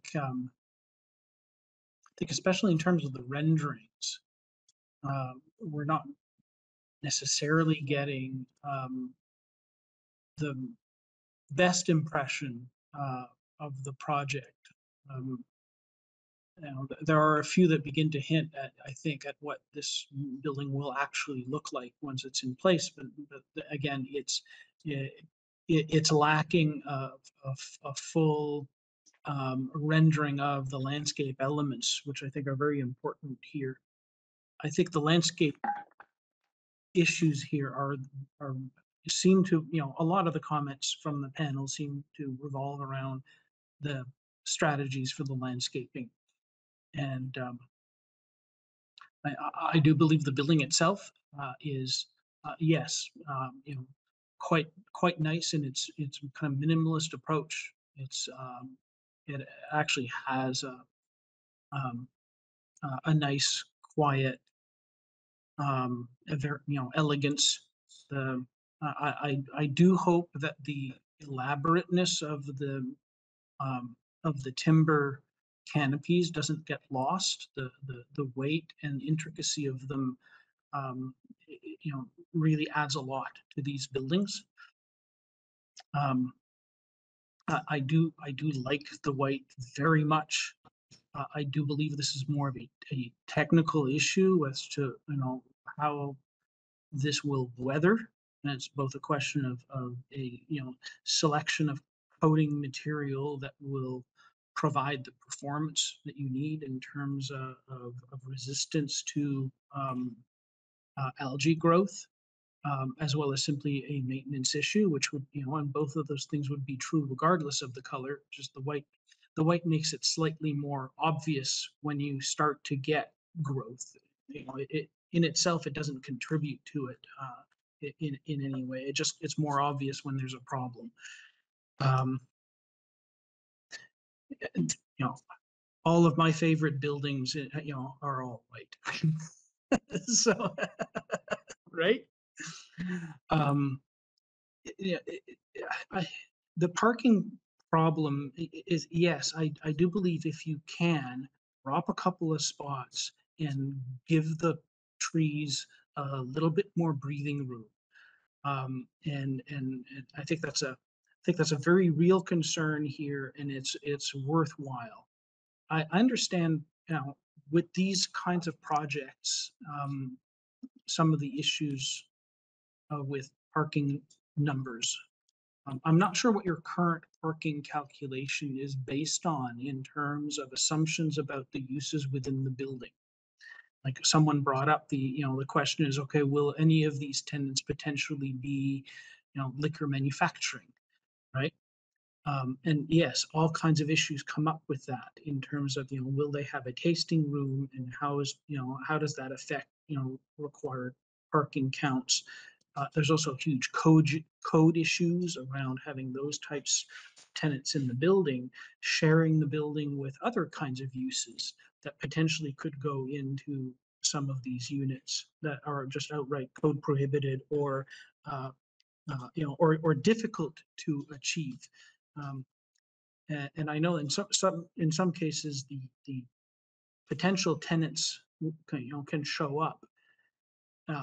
You can't rely on real estate agents because they don't really know anything, and they will sell the unit to someone, and as a result, that tenant will find themselves with a useless space because the city will not issue them a permit because there's no parking capacity left for them, for instance, right? It's been eaten up by other tenants, and the city looks at it and say, well, no, you can't have that use in here because you need 10 parking spaces and there's only 3 left available in the parking lot. So I understand the desire to have as much parking as you can on the site,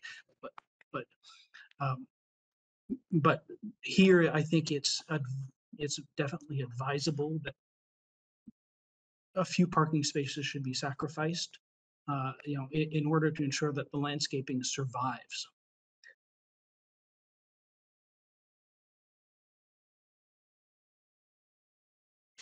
I'm willing to propose an A motion on this project.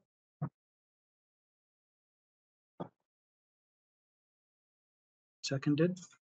Are we going to vote on that? Any objections?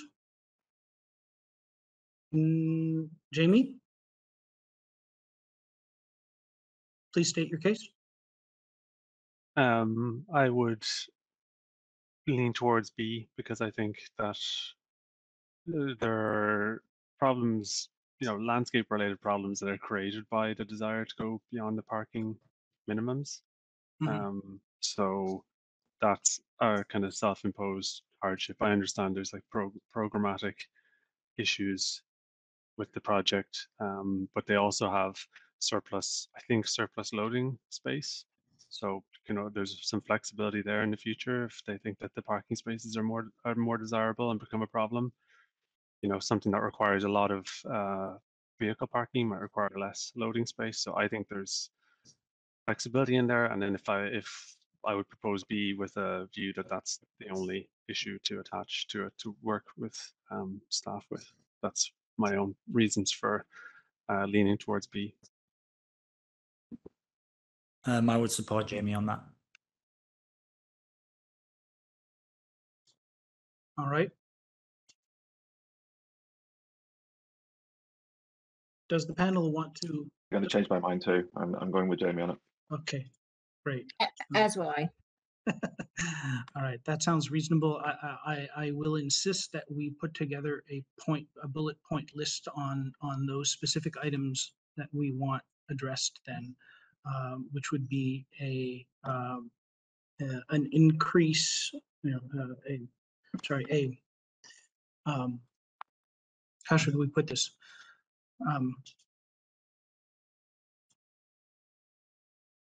Adjusting the design of the landscape design, particularly the tree islands within within the parking spaces, to ensure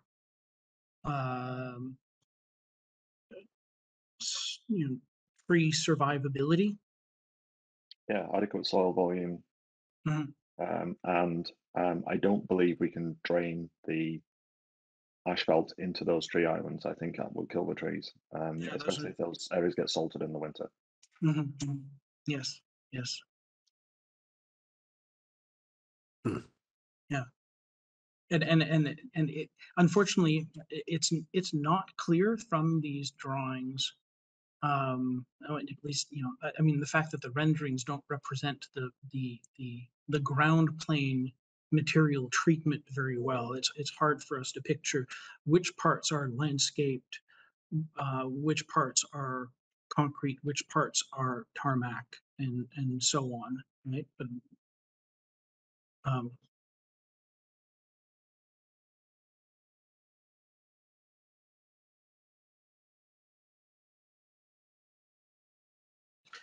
should we add another point concerning turn radius analysis and protection? Yeah, I think that's a good point. It actually goes back as, in addition to my first question about separation between vehicular and pedestrian circulation, I think some addition of bollards that do protect where people walk, especially if there are no curbs, especially if it's a single asphalt plane, and we're just relying on painted lines on the surface to delineate where people walk and where they shouldn't walk. I think some kind of vehicle pedestrian separation would be a good idea, whether that be a curb or whether that be bollards. And if that incorporates bicycle protection, I think that would be a good thing. Great. So given those bullet points, are we ready to vote on a motion of B?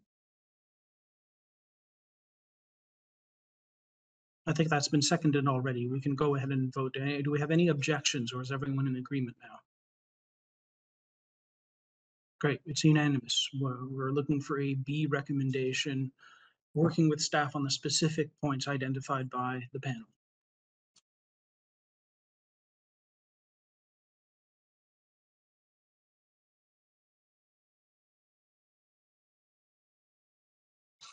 I believe that brings our business items to an end.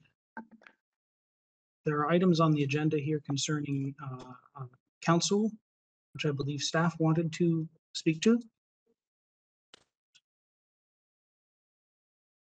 I'm not aware of anything from staff on this item at this time. Great. The following points correspondence, I'm not sure what that relates to. They're standing items, and if there's not something specific underneath it, then there typically isn't anything else to discuss. Great. I believe But I we would be are- willing. I would be Yes. willing to make a motion to end the meeting. Yeah, sorry, guys. Can I just jump in? Yes, Julian. I would like to add, just in kind of any other business, I'd really like to advocate for staff's insistence on submissions from registered design professionals. I know it's not part of the bylaw, but I think it does become problematic when projects are presented to us by people who aren't design professionals. Today we had a project without an architect, without a landscape architect. I'm not sure it does those professions any favors by having someone walk off the street and submit. I think it undermines professional integrity of the professions, and I think it actually potentially weakens the public confidence in the development review process. So I would really advocate for staff to insist on design professionals presenting and applying, and being part of those application teams. Landscape architects as well as architects, we provide schedules, sign and seal submission drawings, and I don't think there should be any reason why those things aren't provided in this review process.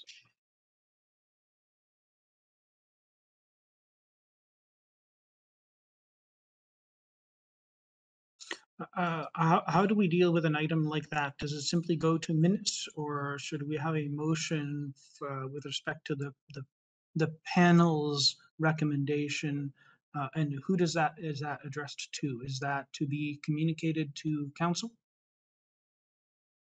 That's a great question. And unfortunately, the director has left the room. So I'm going to go fetch him and ask him if he knows the answer. You're done. Okay. Let's get out of here. Thanks for your presentation. Yes, thank you, proponents. Thanks, Colin. Thank you very Thanks, much. Travis. Thank you.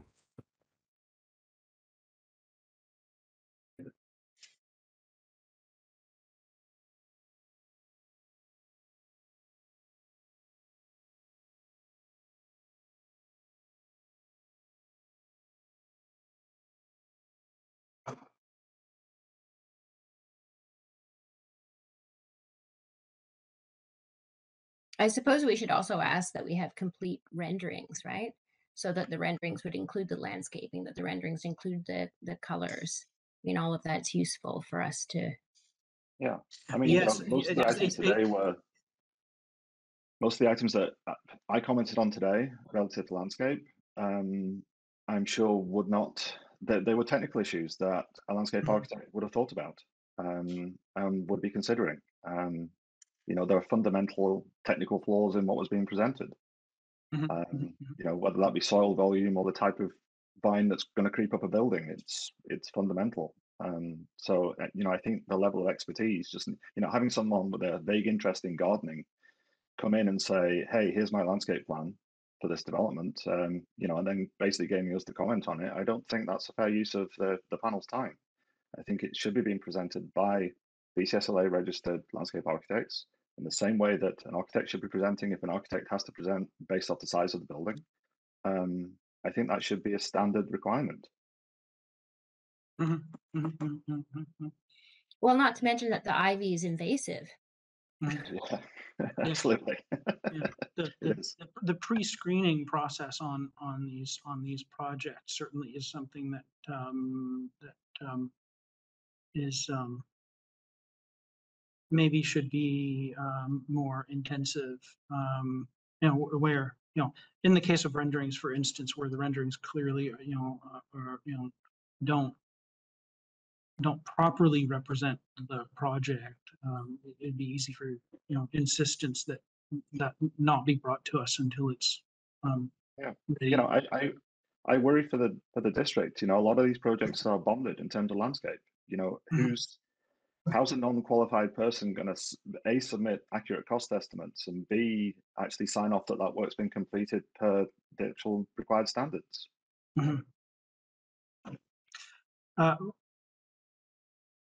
Jesse's back.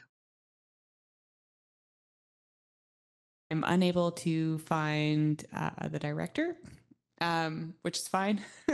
I think in terms of like what your intention is here, you could make a motion, of course. You could table this to the next meeting and make it an item. You could have a discussion for staff to review something along those lines as well.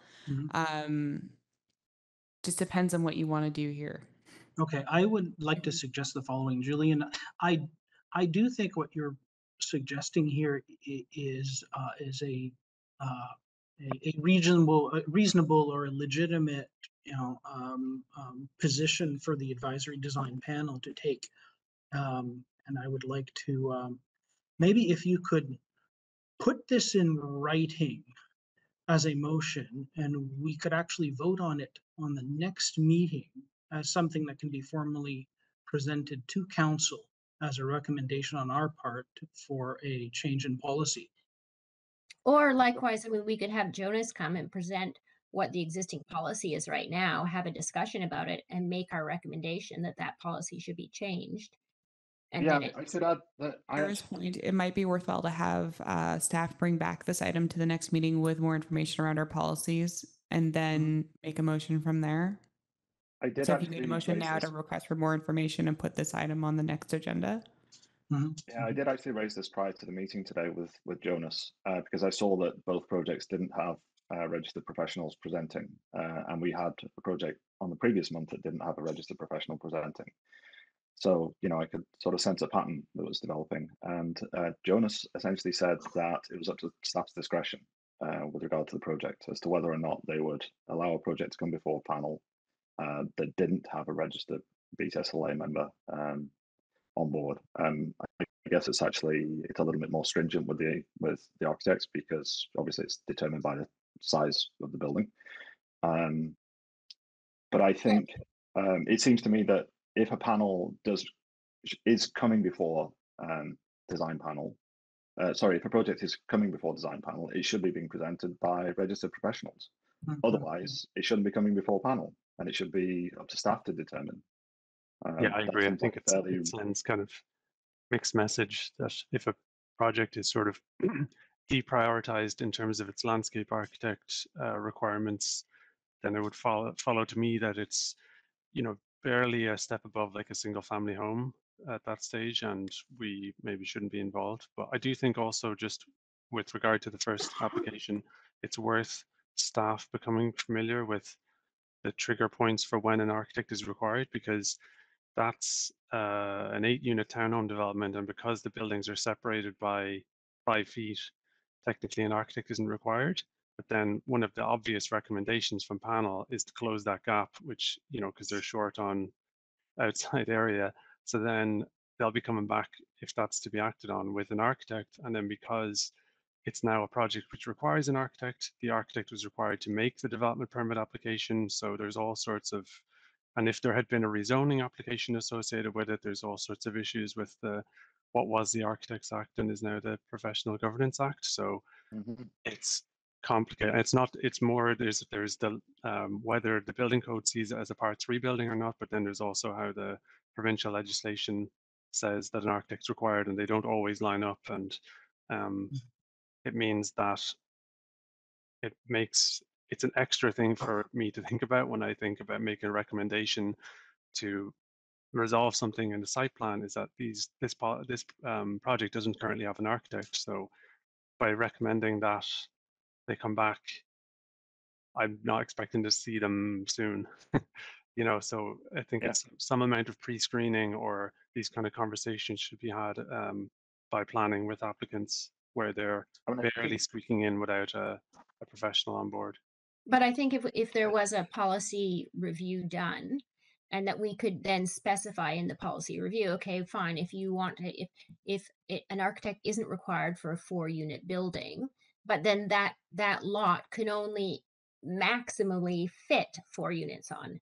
So anything that could fit something more than, if it's 2 4-unit buildings, it automatically needs to go to an architect. So the language within the policy needs to be stronger to really identify that. And I think that they present what, Jonas comes in and tells us what he has done, but then I think that it's strong, a strong argument if we as a panel then say this policy actually needs to be completely revised and go back to it, and then that's going to trigger them having to review that policy. I mean, to ignore it entirely and go, oh no, it's just at our discretion, well then that's sort of pie in our face, and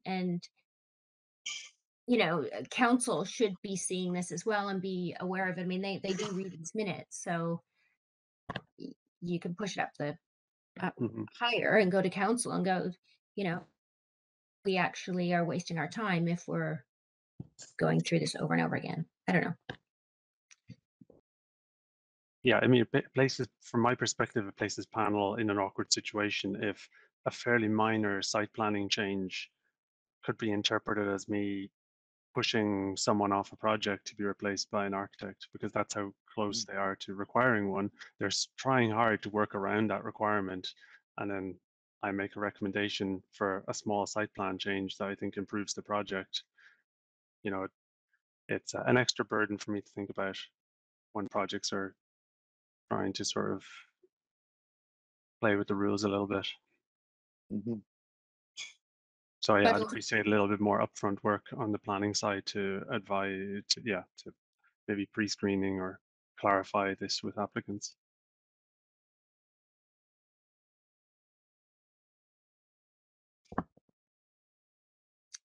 Great. in here, Jamie, just in terms of what you guys are discussing at this point, a pre-screen or it would need to be a policy change at this point because there is no policy. We defer to the professional boards to tell us when we need for what, and then our policy with the OCP in terms of landscape architecture is at the discretion of our in-house landscape architect.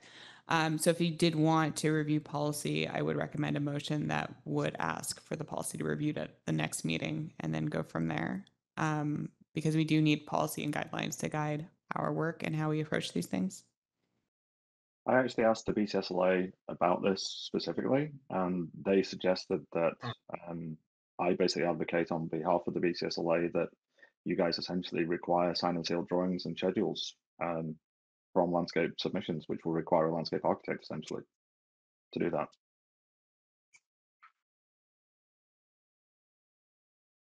I was going to say, ultimately, it comes down to getting a drawing package, which is of the quality that we are able to review and comment on.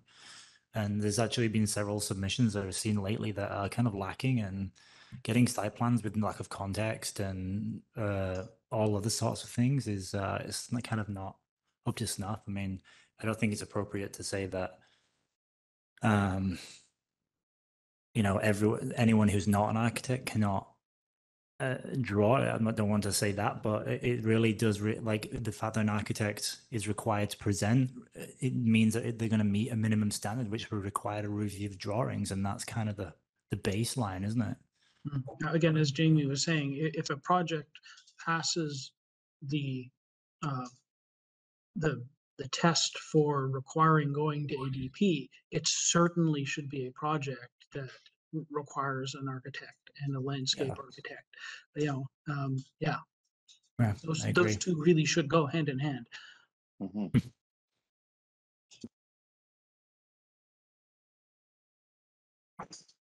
I think that falls under our number 8 on our agenda, roundtable discussion. Does anyone else have something they want to discuss?